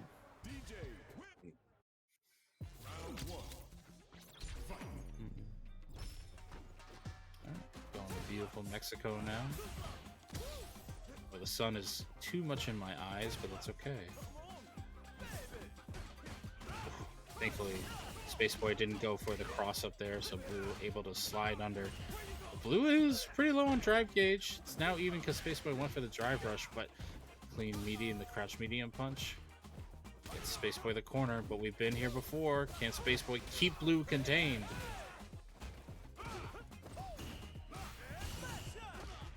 The perfect parry as well. First air slasher. There's 2 of them. Good job. Hey, how about the perfect parry for your troubles? Gets the jackknife. Hoodie jackknife. Try to keep him back. A little bit. Just parry. Yeah, Blue trying to vary it up, trying to catch Spaceboy parrying where he shouldn't, but not happening so far. Jackknife for your troubles. Throws out the double air slasher, but a OD Sandblast blast through anything Blue puts out. Gets Spaceboy the round. Still one of the best projectiles in this game, honestly. Still really strong. Oh, baits it out with the flash and drive rush flash knuckle, a drive reversal just to make sure to actually gain adequate spacing, but a jump in puts him right back where we started. Spaceboy with the meaty roundhouse egg also catches him trying to jump out, do anything that wasn't counter hit. Blue just tried to do something. Might have tried to jump and even then just caught the pre-jump frames. Yeah. Holy cow! I mean, your combo starter is a raw crouch heavy punch. That was gonna do a buttload of damage, and Spaceboy gets their first game. So, nice use of the OD Sandblaster again, but a beautiful backdash from Blue. Avoids the meaty. Spaceboy burns himself out on the reversal. That could spell some danger in the long run. Oh, he dashed up super early too. Utilized the wrong upper. Didn't quite have it. No way to get out and away from this DI. Not that much damage coming. Still has another opportunity to guess properly. Got hit and got shimmied. Feels bad, man. Like, you have to delay tech at such a large range in this game because throw range is like absurd. But like on the spectator side, they're like halfway across the screen, and you're like, "Why are you teching me?" Overhead lands for Spaceboy, getting some momentum. The forward fierce catches the airborne, and Blue scrambles forward. Check. Oh, man.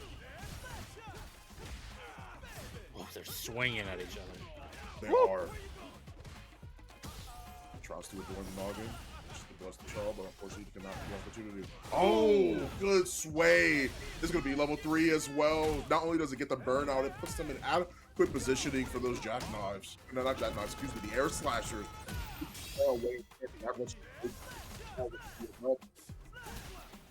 Yeah, I don't know if the chip won't be enough. Space Boy is usually pretty good about keeping out of that dangerous range, and with the super on deck, Blue has to be careful. Oh, he goes for the OD quick Soba, and it catches Space Boy on the landing. 2-1 for Blue, sending Space Boy into loser side before top 32. That's just how it ends up. Yeah, that is the last match for top 32. No, not top 32. The last match to lead us into top 32 as well, which is not too bad, honestly. What really was unfortunate about all of that was after the level 3, Blue had already been burned out. They used the level 3 to not only buy them some time to get some of their drive gauge back, but also enable them to be able to be in a better spot than really Space Boy was. Because Space Boy, I mean, it's pretty much known by now, but if you walk back or if you up back, you slow down your drive gauge recovery significantly. And that's something Space Boy was doing. He had to back up. He wanted to give himself enough adequate spacing to make sure he could see the air slashers coming, to know when he had to plan for his projectiles.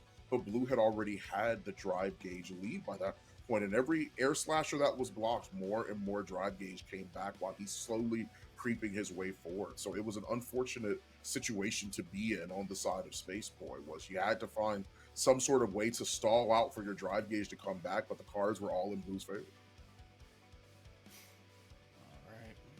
That was quite a set.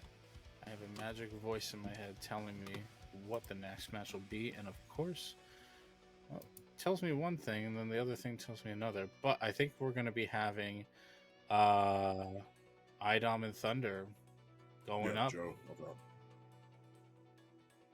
We'll be going full Thunder. Yeah, of course. Like we are trying to make sure that we properly attribute the name correctly. But for those that are confused, yes. No longer Joe Omirogan, goes by his proper name, Thunder. Yeah, it's going to be going up against Idom, who, honestly, both of these players, I think, have, like, Idom definitely was, it's tough because Idom has a legacy to uphold. He has a Capcom Cup championship to uphold in his play, and despite the fact that he's still a very strong player, I think he hasn't been getting as many of the results as people are maybe unfairly putting on him, and because of that, a lot of this tournament is a big opportunity for him. Not just this one, but the whole East Coast bracket. But honestly, kind of similar goes for Thunder here, who got a Capcom Cup seat last year, and I believe the year before, if I'm not crazy. I believe he's been to Capcom Cup twice now, and even then, yeah, he now is in a pool that's not just including Canada, but also includes all of the Northeast. So even though there's 2 seats for this tournament, it's a lot more competition in that way, and we can see it embodied in just this set for top 32. It's going to be Idom versus Thunder. It's crazy. Absolutely, yeah. Which is not going to be too bad either. That's going to be Manon versus Luke. I thought they're still sticking with Luke throughout most of this time. And right, I believe they went through a character change, did they not? Because I remember him saying he was going to switch to Akuma if Akuma was very strong. That's and I remember right. seeing his Akuma, but yeah. I also remember seeing some of his Luke. So like, I don't blame you for any confusion, and I don't know what he's going to pick right now, even against Manon. I think Akuma's a pretty solid bet considering Manon's options against Air Fireball aren't the greatest, but you're facing a world-class player like Idom, who definitely has the ways to make it hurt. But so you went with the Akuma. Thunder's gonna go in and with the Akuma.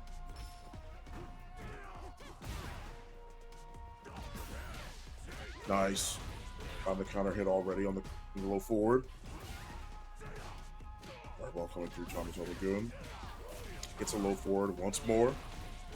Sets up with a heavy Tatsu and just wants to see if they can get the meaty. Whiffs 2 light punches to frame kill, a little bit easier to throw tech from Idom. So we'll see what's coming next, and although all that was pretty good and seemed to be a really strong start with the throw tech, they still got the cross up inside of Thunder. Trying to get the conversion there, but it's just too far to the ground. Idom at least getting a good round start here, but Thunder manages to roll their way out of the corner. Idom unfortunately going to be stuck again. It's punish counter thrown on the shimmy. Yep, that's a delay tech bait setup into safe pressure. But Idom challenges it, goes with the command grab, catches a low, and that will link into the level 2, which will kill, giving him the round. Absolutely. 9,000 health, by the way. Not really too bad of a look for Idom, but finding their opportunity to cash out on this round. Tied up already. A dash up into a low forward beside of Thunder, making sure they're actually trying to catch the walk back. Maybe that gave them a bit more information. They anticipating, tried to up back, thought the command grab was coming, and this is where grapplers shine the most, is when you start thinking they're about to throw out another grab. Thunder is not walking away from the challenge, though. This time, the air-to-air works out perfectly for Idom, who's able to get a juggle into the OD pirouette, into the level 2 super, and take game number 1 for themselves. Solid air-to-air option here from Idom, so that we'll probably consistently see as well. Too far away to actually go for any sort of anti-air, Bloo. Gets the neutral jump, but both of them trade. Idom is ready for any of those types of setups, and with off the back of a stand roundhouse, he's finding a lot. But a back throw from Thunder starts setting him up for victory. Alright, good amount of damage. That is the Akuma way in the corner. Streams for days, but no challenge after Idom goes for the empty parry. That crouch medium kick hits, but it's too far away for any sort of conversion. Idom gets another hit into the drive rush, and Thunder, unfortunately, loses another round, putting Idom on set point. Crouch medium punch catches him a little bit unawares. Quite a couple of times on the side of Idom. Tried to go for that stand fierce to end off that round, but a little bit too long of a startup. Stand light kick. Idom's trying to look, he's trying to find something that might be whiffed here, and found something in the form. Whatever button Thunder tried to hit there. It's 4 medals, and we're about to see the Olympic gold medalist range straight on through, possibly off to the back of 5. Command grab might be coming. Thunder's blocking really well. That would be an absurdly huge risk when he could just air to air and do the damage that way. Idom takes it pretty solid over Thunder in a 2-0 set. You almost feel bad for Thunder because like you could get the sense that they wanted to play this really standardized neutral play, and like that is part of where Akuma excels. He has the walk speed to really carry him in a footsies based game, and Idom was just kind of throwing out so many options that it put the pressure on Thunder to start throwing out those demon flips, start throwing out those fireballs, start doing something that wasn't just footsies, and then would just get caught off guard by either a DI or a jump in, or even just like a raw low or drive rush neutral option that would catch them off guard and put the scramble in Idom's favor. So shout out to Idom for putting the pressure on in that way from round 2 on. But unfortunately for Thunder, that means that he will be sent to a loser's side in our top 32. Yeah. He still has a chance to be able to come on through the rankings here throughout this bracket and really show their worth. I mean, we already know exactly what it is that Thunder is more than capable of, and that's sort of the amazing thing, right? Is that they perform extremely well, and sometimes you just look at a matchup and you just got to sigh and just say, it really do be like that. Keep it pushing. Your opportunity is not 100% done, and so I'm sure Thunder more than anybody knows that. So a really solid match and showing from Idom, typically what you would expect to see from a player like that, and that's pretty much that's how I do. It's looking good. Okay, well, our next set is going to be Sayff going up against No Probte. Again, another top 32 match. No Probte, been taking, I think consistently getting into top 32 in these World Warriors. Placed, I believe his seeding is 17th. I'm trying to see where he sat last time. I believe that was actually 17th place last tournament. So not bad considering there was 203 entrants. Just really solid player. Doesn't quite peak enough in terms of placements to get maybe the notoriety that some of our other players do, but they're here, they're fighting Sayff. We'll see if we can get an upset going, or if Sayff can secure his top 16 seeding. Yeah, I'll have to check it out for sure. As, of course, this is once again Sayff versus No Problem Tay, heading in here on winner's side of top 32. See how Sayff opens up the round and already with a heavy Dragon Lash. They attempt to do something, but Tay is already to punish him with crouch medium. Now, the Dragon Lash, aside from being, you know, the plus on block menace that it can be, it also goes over lows. So using it against Luke, who primarily uses crouching normals in his neutral defensive options, not the worst idea, but yeah, it just didn't really pan out in that first interaction they had there. That being said, Sayff does have the corner. No problem, Tay dashes forward, it's a cheeky back throw, and Sayff returns the favor with that OD deep toe tap. Oh, big step. Yet again, the recovery on that parry is not good enough to keep Tay safe from the follow-up Jinrod. Still gets the drive rush, tick throw. Tay wasn't necessarily ready for that one. Good jump back on the jump back medium. I like it. Wanted to challenge. It was ready to block. Knew exactly what he needed to chip it out. Absolutely love Sayff's awareness. Forever and always, man. Really smart player. It's always nice to see a solid player like Sayff. You just go for the chip. It's a sign of respect against the opponent, saying, you know what, if I can take the round, I'm gonna get it. I'm not gonna mess around and risk losing a round just because I want to save that meter.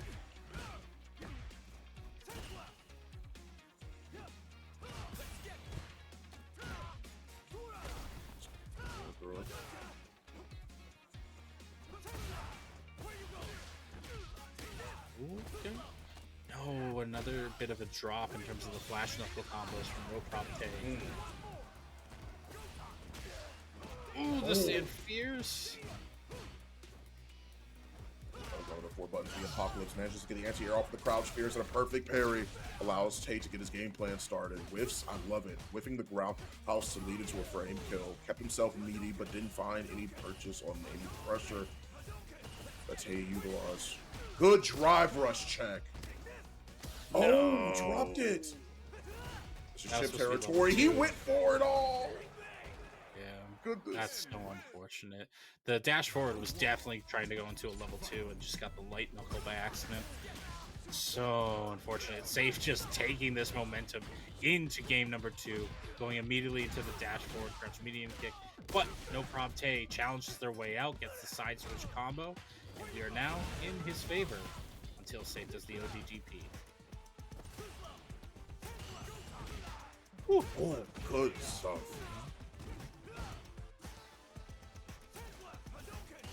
Yeah, too far away for anything. Sayff, just trying to play it calm, trying to build back that drive gauge.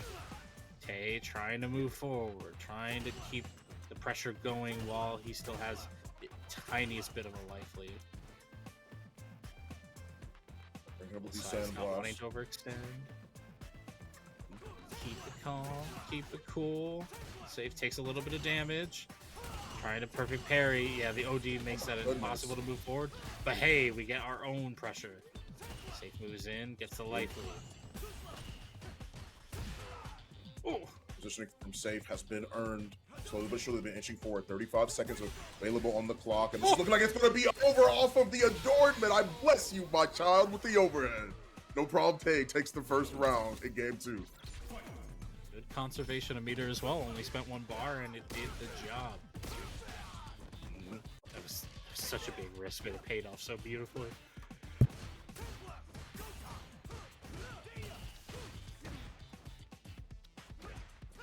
Oh. I like it. Try to go heavy flash knuckle and drive rush. Trying to catch him off guard a little bit in the pressure. Still plenty of patience. Big steppers. Ken manages to check with the crouch strong. He gets to level 3. Tons of damage. Really solid look so far. See what his follow-up is. Just throws out the stand roundhouse, doing a little bit more drive damage. Has to parry just in case. Prop Tay jumps out, but with no damage. Strong yet again. That's +1.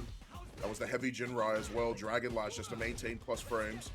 Tay has an opportunity. Tried to drive rush check him at the last second. Be careful. No drive rush or drive gauge available. Yes. Oh, be careful. No Tay Wants to stay in range. Yeah. He wanted to stay in a range where something chaotic couldn't happen, and also he could super on reaction to the fireball. But Sayff is not having any of it. Set point now for Sayff. Okay, put Chet. Okay, definitely. Yeah, spent a lot.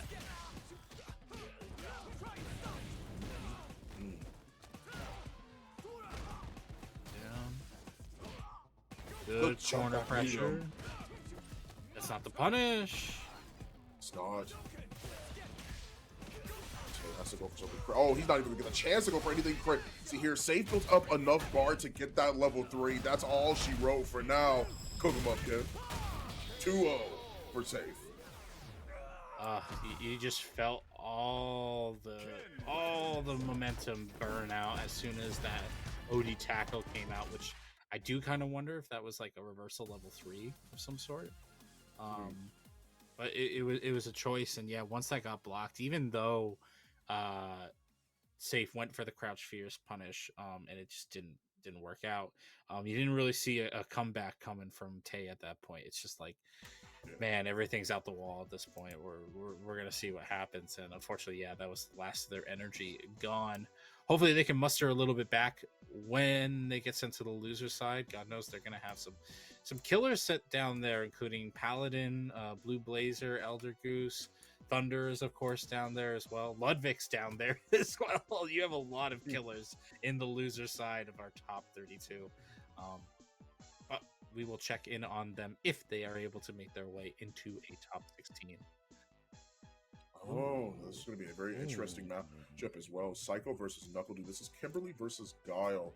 A matchup that I've seen not very often, but it's something that you have to be aware of, is the fact that Kimberly, once she gets started, it's very hard to stop her game plan, as opposed to Guile players that we are mostly used to. They are ready to flash kick at a Twitch's notice, right? So that's really interesting, is the fact that Kimberly normally relies a lot on her mix-up potential and a lot of different ways to sort of get her game plan started. The interesting part about Sonic Blade is that becomes less of a factor. It's not completely null and void, but it becomes less of a factor because of her Bushin slide. It's something that you have to be cautious of after her command dash, because she can get right under Sonic Blade, and you have to be careful when you're trying to zone her out. She's one of those characters that you can't really do that as effectively, with a couple of different ways to circumvent, not just on the slide, but of course on the teleport as well, to enable her to be able to get the job done. So at the same time, I think with Guile, like NuckleDu's Guile is, I don't even say notorious, but it's like some people get the wrong idea that Guile is a pure zoner. It's like, no, he uses his projectile in a lot of different facets. He's more, I would say he's more of a projectile character than he is a pure zoner, because he can use his projectile in a really aggressive manner. And I think against Kimberly, it can be a pretty good option. But at the same time, NuckleDu always has the Cammy in the back pocket, and Cammy's not a bad pick against Kimmy, especially because Kimberly, when she's not, trying to do full screen shenanigans against you, she does want to kind of play a footsie style game, and God knows Cammy's just able to kind of bypass that if she wants to with those dive kicks. Yeah. So we'll see, and especially having dive kick as a defensive option on wake up against a character that relies heavily on throw mix-ups with the addition of those ninja shurikens. It's definitely a good option to have. So we'll see what NuckleDu kind of goes for. But yeah, Psycho's one of the best. He's been really impressive with Kimberly. Kind of implementing some of the Twitter tech you might see here and then without ever feeling like, man, that was unnecessary. It's like, no, everything he does is 100% necessary. Like maybe holding onto the controller. Okay, here we go. We got buttons pressed. NuckleDu picking the Cammy as I kind of maybe anticipated a little bit. Getting a clean jump in though on Psycho. Probably a little antsy on pressing that crouch fierce anti-air because of the dive kick. Nice. They'll punish with the dive kick as well. One thing it is that Psycho's always good at is that spacing. I've always referred to Psycho as well as this sort of playstyle that's controlled chaos, and we'll see a lot of it here where they play aggressive but they don't overextend, and that's something hard to do when people think of down characters. A really great reversal from NuckleDu. But he does burn himself out in the offensive follow-through. Psycho drive rushes in, doesn't get full advantage of it, but beautiful anti-air. Unfortunately, the follow-up is not true, meaning Knuckle do challenge and get this pressure in the corner. Did he bait it? No! Nice. Got beaten out with the reversal level 1, and Psycho takes round number 1. Tons of damage at the end. They're not gonna lie. I thought that he would have had to use the fake hand just for a little bit, but I'm always underestimating how much damage some of those supers that start off very soft hitting do. The damage at the end is always nothing to scoff at. A great throw on the parry as well. And another wake up reversal. Absolutely. Get your hands off me. Unheavy scoundrel. Oh, he tried to bait that too. That's punishable. Dude looking really strong here. And Psycho even escape this corner, or is Knuckle going to bully him out of his drive gauge?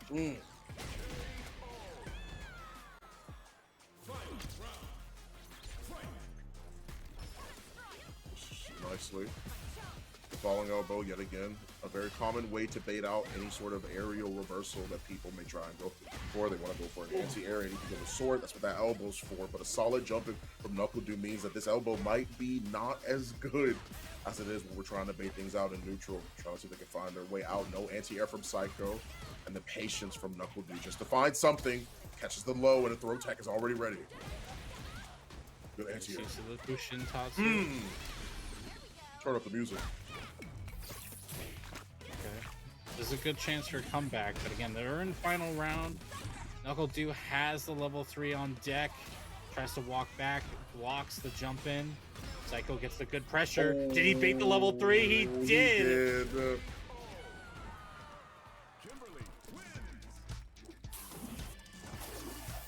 Psycho playing it nice, calm, and cool in front of that level 3 from Knuckle.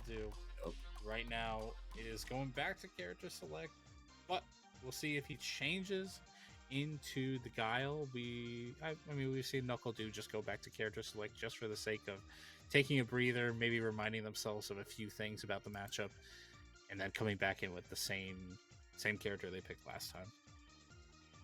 Yeah, I'm not normally the type to believe that God versus Kimberly is like the craziest matchup. It's just from he's sticking with Cammy. I genuinely do think that's a bad matchup for Guile. Is Kimmy? I'm not even kidding on that. I think it's very hard for him to find purchase against her, so I get it. Ooh, it's not a counter hit, so there's no conversion, but the trade will get Knuckle a little bit of damage. Psycho has to fight their way out of the corner, but has done so before pretty well. Ooh. Like this though. Launch him up. Guess we're game. Yeah, shimmy sham.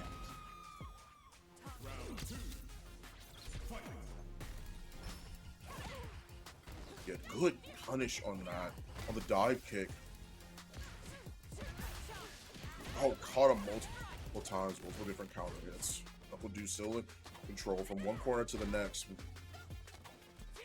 Knuckle forward throw yet again. Yeah, ooh, get off me. I respect him. Still a risk though. Still a big risk, and Knuckle willing to eat that because he knows he can get right back in there. That is it. 1-1 in the set so far. That was a really dominating round for Knuckle and a really dominating game number 2. Yeah, if you're Psycho, how do you adjust to this? How do you adjust to this? Trying to bait more stuff with these elbow drops, able to land a hit. Can he throw off Knuckle game with a simple elbow drop? We've already seen him whiff punish those dive kicks pretty well. Baits out the DP, Psycho! Having the adjustments just by making some good reads. I told you, this is the control chaos I'm talking about. It's always the fact that Psycho never feels like they're out of control. A perfect against Knuckle. It never feels like they're out of control when they're being aggressive. It's like they always have that contingency. It's something that I've seen them do multiple times within tournament bracket. A solid punish from Knuckle, a very misplaced slide from Psycho. Carries him to the corner, goes for the overhead that time around, hitting him with the mix, DP. Nice, tried to jump, he tried to get out.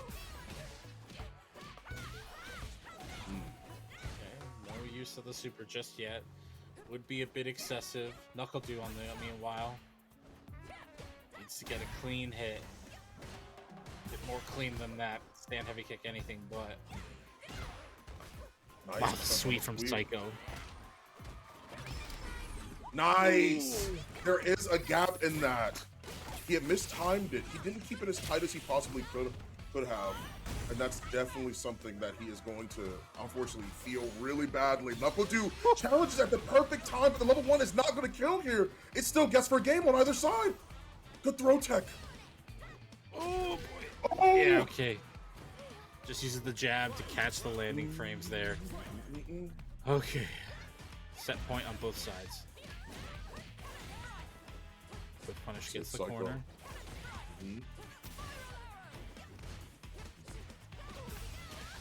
Yeah, Psycho is not afraid, man. Trying to bait him again. That could have been really bad with that elbow. Timing that worked out for him. Nice, immediate reversal. Get away from me. I respect that. Pops the paint can. Keeps the plus frames. That time chased him down. Knew that Knuckle Dude was consistently walking back and caught him trying to hit something. Level 3 is a bit for Knuckle Dude. You can't get away with those plus frames as easily. Catches him low and has to pop CA. Burnout for Knuckle Dude, not burnout for Psycho. And he still has a reversal in the form of level 1. Wow. That scaling because of the crouch medium kick means that Psycho is going to get burnt out, but not dead. Oh boy. Knuckle Dude's going to recover first. Oh! I realized what that was now. I realized what that was. That was twice I had seen that happen, actually. And I realized that it was an aerial Tatsu. That's what they were trying to do. Oh my goodness. That's what the attempt was. They were trying to go for the aerial Tatsu because they either wanted to bait out the DP or they wanted to surprise them by when they would get hit. I just realized, because they did that twice now, and it was both of the medium kick, and the medium kick variant is what you normally use. Dang. That sucks. That sucks so bad for him. But he's still in losers, so he's got a chance. Okay. Alrighty. Oh god, I'm seeing the Hawaiian pizza in the chat again. Let's talk about pizza for a second. Let's talk about the fact that Domino's, of course, is sponsoring this program, part of which means that Domino's Canada will honor a free pizza voucher, and how you win that is by typing Domino's in the chat. That enters you for a chance to get a free pizza from Domino's Canada. Only in Canada can you claim that. So if you plan on going to Canada in the near future, sure, you can get that code and then claim it at your leisure. But it is a Canada only promotion, so please leave it to those who are going to be in the Great North. Others, you got us to deal with. So right into the next match here. This is going to be Boost versus Kami. I'm here for it. Ken versus Luke.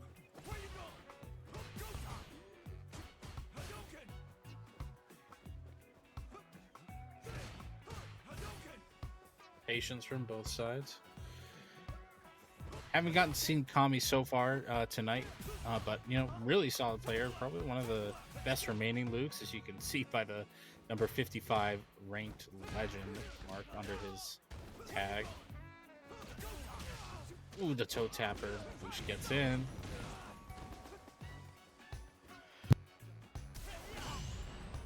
The parry from Boost. Yes. Keeps it plus. Smart setup from Boost.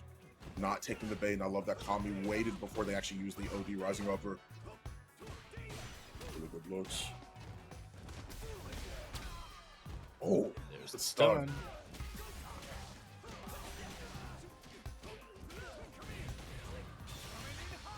And the level 1 should reset the scaling just enough.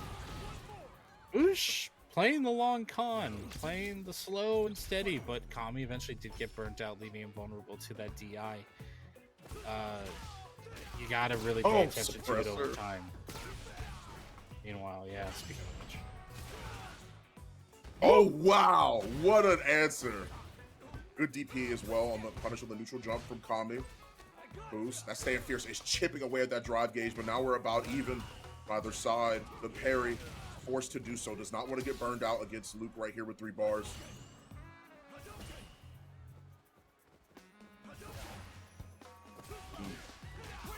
Oh, Good. Doesn't need a single super bar. Just let it rock.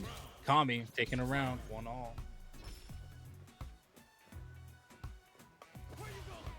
Opportunity. No punish on that. Boost is actually playing extremely patient. Didn't even take the bait on that. Was a little bit too cautious on how that could have went. Good backdash as well, and not hitting uneven when improper spacing. Boost found their opportunity finally in the form of a low forward, leading into the level 3 here in round 3 for Boost. The patience is very interesting. I wonder what they're looking for. What's he cooking? I mean, he spent all that bar, made Kami cook a little bit. Really just wants Kami to be stuck in the corner here. Doesn't mind if the time runs out like this, as long as you stay over there and don't threaten me with all that gauge you got in that bottom right pocket. Oh, the I overhead, adore you, though. my son. You've been blessed. In a cash? No. We're going to set it up. It's a nice meaty setup there. Okay. Backstep. Oh, Nice. Double light confirm. Push backs up. Has to hold those plus frames, but no! Says, I will challenge your 5-frame light. You are only +2. I am not scared. trigger pulled yet. Stand light kick, I trying like to the interrupt a lot boost. bit more. He's not looking for the whiff punish. He's looking for the hit confirm, though. Nice stuff. But, like, you'll see Kami whiff a crouch medium punch, a crouch medium kick, a stand light kick. Trying to whiff punish some of those will get you killed. Trying to whiff punish... So Boosh just decides, no, I'll just take space. I'll just counter poke with crouch medium punch. I'm not going to focus on whiff punishing because that's just not going to reward me. I will shimmy the hell out of you, though. Boosh gets the corner with that move. Oh, that's going to be a huge punish. A good side swap as well. Good awareness to dash under. Oh. Side swap. That would be Dragon Lash. Now has corner position yet again.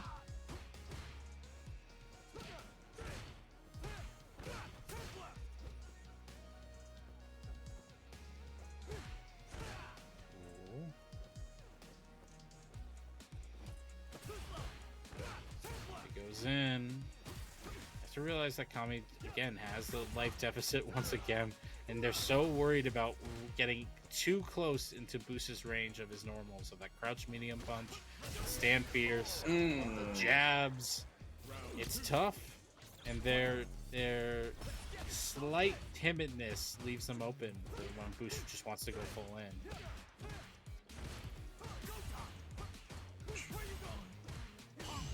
More aggression. More buttons the Perfect apocalypse. parry Nice. for it. Throw. Nice backdash. Good reversal.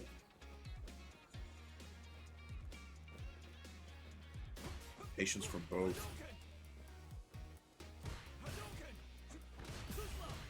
Ooh, the haymaker doesn't actually land, so Kami spent a lot of meter just to create a little pressure.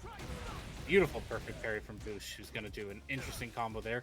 Drops it mid-set. Because of that, Kami gets the side switch, gets a little bit of pressure.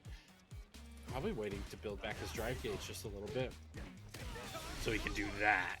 I like it.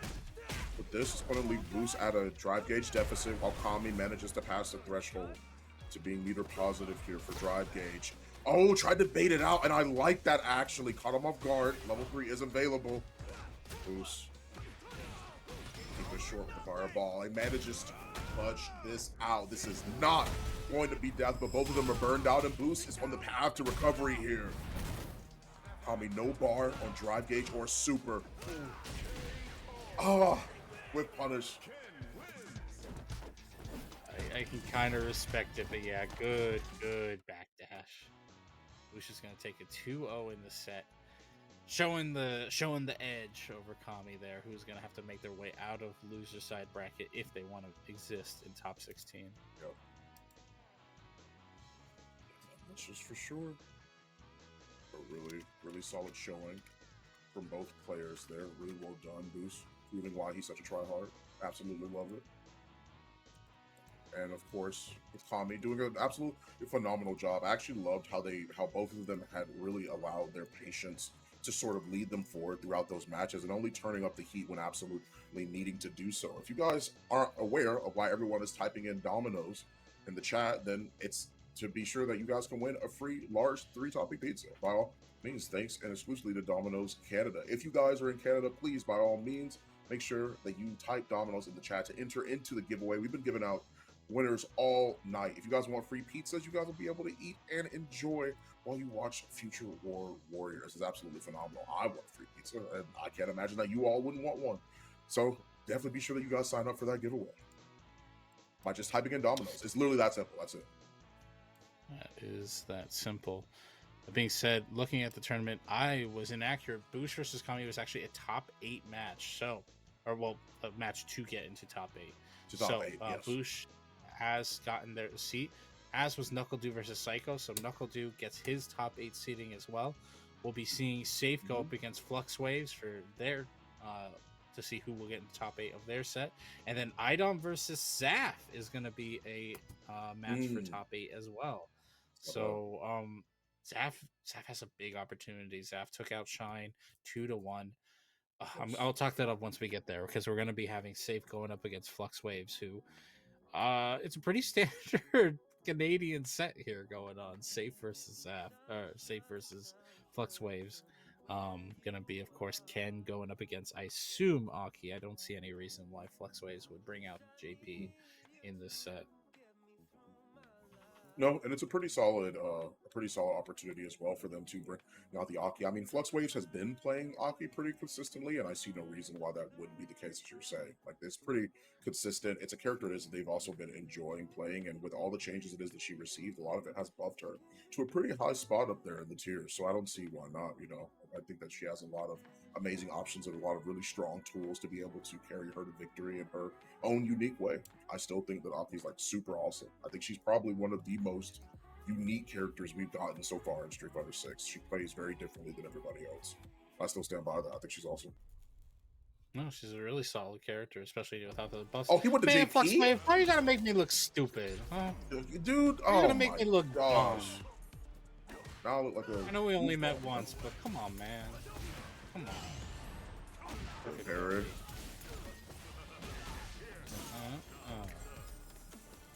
Clap the hands, set up a teleport, plus range for days, sweeps his legs. Flux Wave saying, I don't care anymore. It's Friday. I got my cane. Time to make some pain. Sayff though, checking with the low. Going forward. Forward dash. Yep, that's a meaty stand light punch, but no full conversion.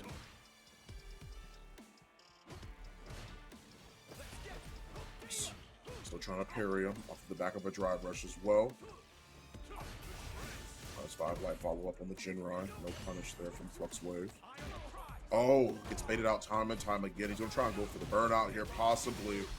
Carries him to the corner. That's going to be death.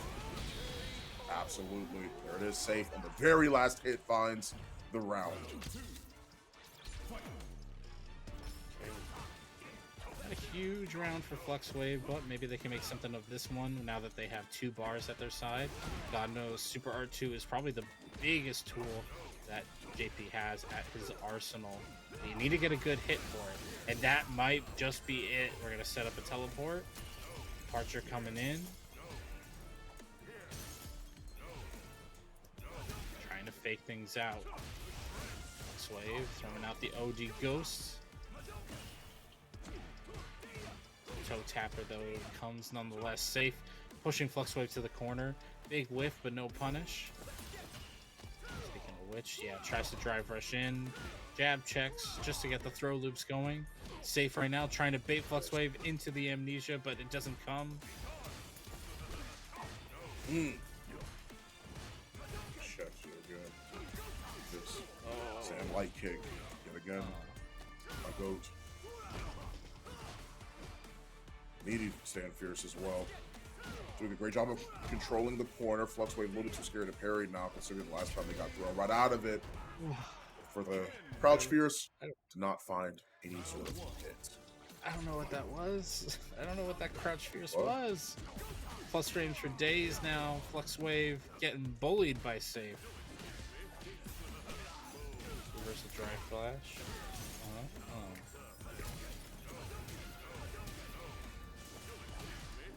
Nice. Using the crouch medium punches disjointed hurt box on the drive rush to get a little bit of advantage. But we've seen Flux with this life lead before. Sayff usually is able to bring him to the corner. With a hit like that. Oh, and the amnesia, leaving Flux looking a little bit more confused now. The live follow up on the Jinrai, keeping great corner positioning as well. Had to have assumed that was a level 1 attempt, but maybe got the timing a little bit wrong because it was a counter hit for Sayff. Oh, goodness. Wardrobe. Triple check. Level 3? No, goes for the high-low mix. Into the empty jump throw instead. Three-way makes a little bit too strong. Throwing once again. He was gonna do the third try. Oh, no! Your good reactions failed you. Your good reactions have failed you. I thought that was going to be a level 3 cancel. He actually went for the DI back. That's crazy. I mean, who expects the drive rush DI, man? You're like, oh man, life's not going too well, and then suddenly you just get mad mollywopped by that. Yeah, my day be going so fine, then boom, drive rush DI. It's just how it be. Like that's one of those things where it's like I thought that the Ghost gave them enough time to recognize what was happening, and then once again, it's just the muscle memory. The one time where your muscle memory betrays you, you know, it's an unfortunate way to lose, but. Nevertheless, they are sent down to the losers bracket. They are not eliminated by any means here at Winners Top 32. The next upcoming match being Idom versus Sayff here. Yeah, this will be interesting. I haven't seen Sayff in a while. I think they play Akuma now. I can't remember. Yeah, I remember they were excited for Akuma, but because he was doing well with the sim. Although I know a lot of sims begroan that the game is just fighting against them at this point. But yeah, the Akuma's there. That being said, Idom, ate one Akuma to get here. I don't think he minds eating another one. No. It's gonna be tough. It's gonna be a tough fight. But if Sayff, you got to make it work. This is the tournament that it has to happen at if you're gonna make it happen. And it's now or never, man. It's now or never. Absolutely. Yeah, it definitely is now or never. It's the Akuma is a character that, once again, like the conversation has been had. This is nothing new in Street Fighter 6, right? Is this character good because he dies in 2 hits? Of course, the character's strong as they are, right? But it is also that 9k health that you are reminded of very quickly in normal matches, that this is a lot scarier than playing a normal character, right? Akuma's always had lesser health than the previous Street Fighters that they've been in as well, and this is something that persists as well in Street Fighter 6. So a character like Manon, those confirms, I mean, we even saw against Thunder, right? I mean, they would go for the aerial jump medium kick, the air-to-air option Idom into the level 2, and it's most situations that will be like, okay, I get another guess. But for Akuma, that's not necessarily the case. A very common punish as well, a very common punish as well, is something like that we saw from Idom, which is once again that jump medium kick into that level 2. So it's something that Akuma has to be on the lookout for because it's very good at interrupting demon flip. So it's a very, very solid option, a very solid tool, and in a situation where most people die twice fighting a Marissa, Akuma just has to live on the edge, understanding that most times they're just going to end up with you dead if you make a very simple mistake. So it can be. At the same time, yeah, like Akuma gets you in the corner and it feels like the inverse is happening. That corner damage on this character is absurd. So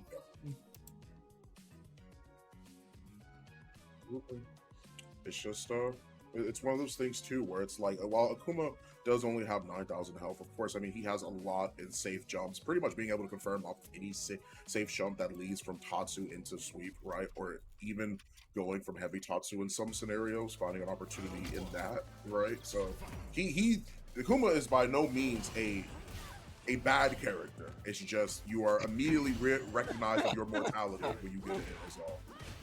Oh my god, how do we ever get to the point where you have to be like, no, don't worry, I'm not saying it's bad, he's bad.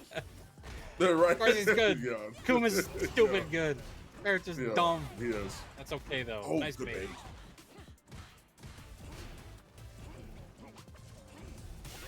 Ooh, okay, this should be a conversion. Nice. Beautiful stuff from Sayff. Unfortunately, yeah, not true OP means you're gonna have to get in another way. Sayff does. So the heavy Tatsu ender. Needy fireball, that's plus enough. Idom don't respect it, so we get smacked down. Sayff takes round number 1.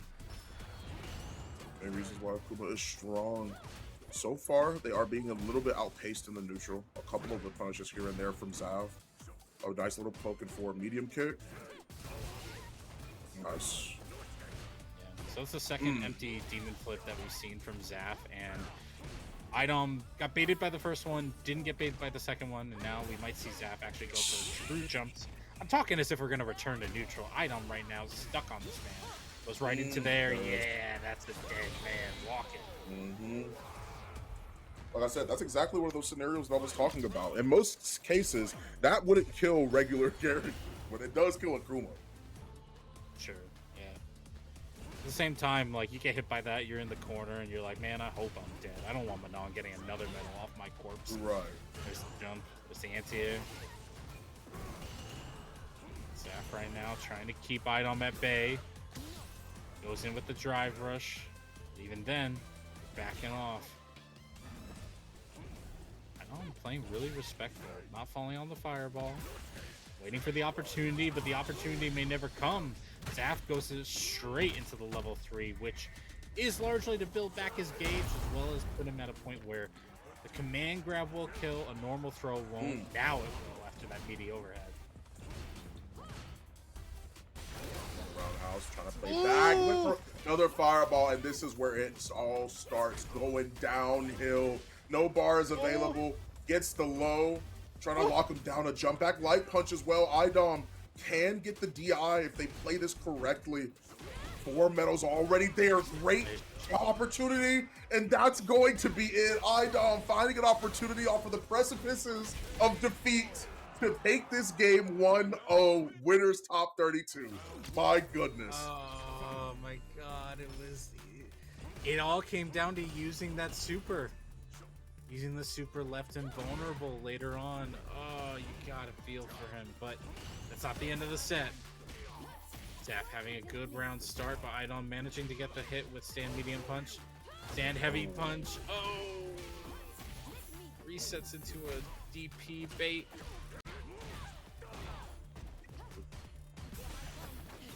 Oh! Right, ripped up. We talking 4 medals going into round 2. That is not looking good.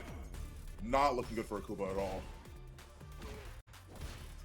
It's just, it depends how toxic Idom wants to be. Does he want to go full empty jump into DP, or is empty jump into command grab? We saw Sayff going for the running crab of their own. Idom jumping back out of his way. Nice anti-air. The perfect parry from Idom Idom. playing it Slowly cool. Oh, punish. No punish on the sweep. Goodness, grabbed, gripped up. Now we're in almost in kill territory. Oh boy, Good DP. risked it all in the DP and it worked. Oh my He burned goodness. himself out. He did, but he has the level 3. Yeah, but This here's is going the to thing. put Idom. He can't be cornered. He can't be cornered. Yeah, Period. He can't, but he's not going to be from this mid-range. Say that! It's the low. The ankles. It's not the corner that killed him. It's the low. The ankles tenderized. My goodness. Caught him low. Man, oh man. Just really well played. Locking it down. It is. Took us 4 tournaments to get here, but we've got here. Really solid, man.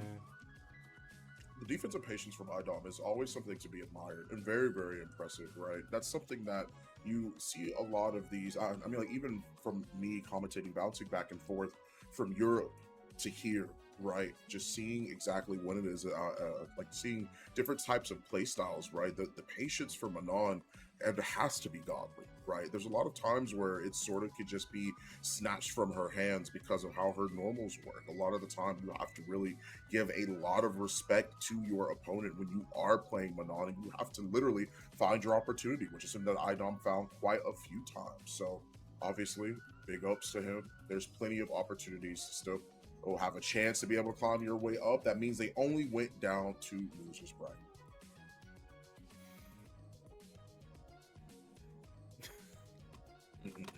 I try to look in chat to make sure there's no questions being asked that I can answer. I can't answer if flour is cheaper. I can't. I'm not a utility expert. Oh man, you got Zaf versus No Prob Tay. All right, so that's rough. You guys having him on stream twice in a row. That's rough. That's how it be. That's how it plays out sometimes, you know. Yep. So yeah, we just saw Zaf have a close first game against Idom, and of course lose it, only to lose game 2 as well. But this is their second chance to get into top 8 seeding by beating No Prob Tay, who we saw earlier with their Luke not able to get out against their opponent, who at the time, oh my god, so many matches to remember. Who did we see No Prob Tay? Sayff, who lost to yes, to Sayff. yes, he fought Sayff. He was playing Luke and he lost to him. But so we'll have Luke versus Akuma, which is interesting match. The old top tier versus the new top tier. I think Luke does all right. I think getting those stray hits from like OD Sandblast, like the low health. Everybody talks about it in terms of combos. I think it matters more in terms of the stray hits. To be honest, like it makes those stray hits like percentage numbers just like dial up a little bit, and it means like instead of taking 5 of those Sandblasts, you can only take 4 or something like that. You know, it just kind of adds up a little bit over time. But that being said, you know, we'll see if Tay has an answer to air fireballs, which Zaf I don't see uses that often, but I don't know if that's more out of respect and understanding of Idom's awareness to it, or if he just doesn't use them out of some sort of principle or just like belief in the character. But we'll see. See, indeed, of course, as the players are already getting ready to head into their matches. This match will also determine who makes it into top 8 on the loser side as well. Let's see what both of these players got in store for us right now. What are they thinking? Well, perfect parries already. Nothing to really scoff at either. Parries across the board from Tay, slowly making his way forward. Love the drive rush into Fireball as well, wanting to buy his way in off of projectiles by peppering them time and time again off of the offense. But Tay finds a beautiful punish as well to lead them all the way to the corner. Good whiff punish, but no confirm, and a deep E to correct the whiff low forward. I love it. Punish you, good job. Oh. Zaf gets in. Tay is still trying to fight their way through. A big drop in terms of the flash knuckles. Oh no, Zaf too focused on playing like Sagat, throwing out too many of the fireballs. Whoa, whoa, whoa. Play. This is doable now. Oh, the Avenger. Big follow up. Come on, the Avenging stance. I can't believe. Man, Tipsy turbied him full screen. That sucks. Zaf going in. Tay getting clean hits here and there. Getting jab checked left and right. Oh. No, he tried to counter poke and it got heather knuckled. Are we gonna ask to mess with? Goodness gracious. Oh man. You gotta reset yourself. Gotta not get lost in the rhythm and the flow. Ooh, okay. Adamant Flame getting his hit. No counter hit or anything, so no conversion. Tay, though, getting the suppressor hit is wildly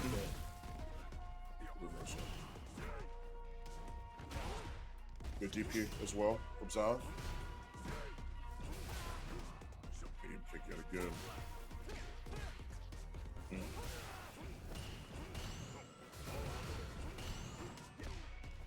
Oh, good air option. Oh. Just the first throw. Life is now even. Oh, no Not reacting response to the from DI. Zerox.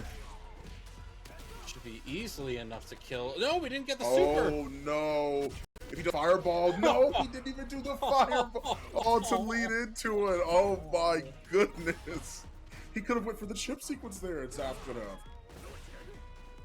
Goodness gracious! The forward fierce, trying to see if they can catch anything stray. Coming from Tay, but they don't. They jump in. The ashy feet finding the damage against the reversal OD Shuriken. Shoryuken, not Shuriken. I'm crazy. Thinking about Yuki. Oh, there's the uppercut again. Nice, Ooh, good. yeah, that should come. Oh, Whoa, that I've whiff! never- I've never seen that whiff in my life. Oh, And that's not that even gonna kill. sucks. Oh, if he loses off of this. Oh. Oh. He can't challenge it either. Oh. God.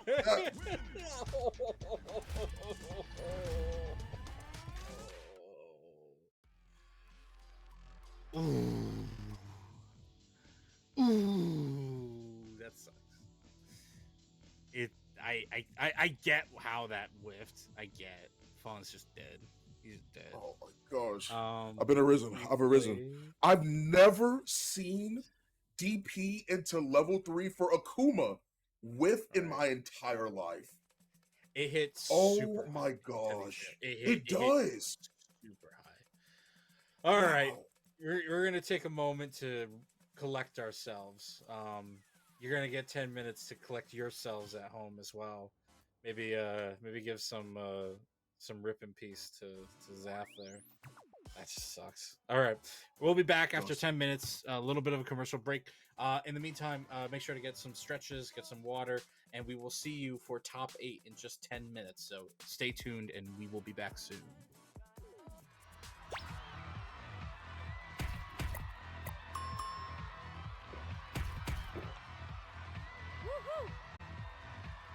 Red Bull gives you wings.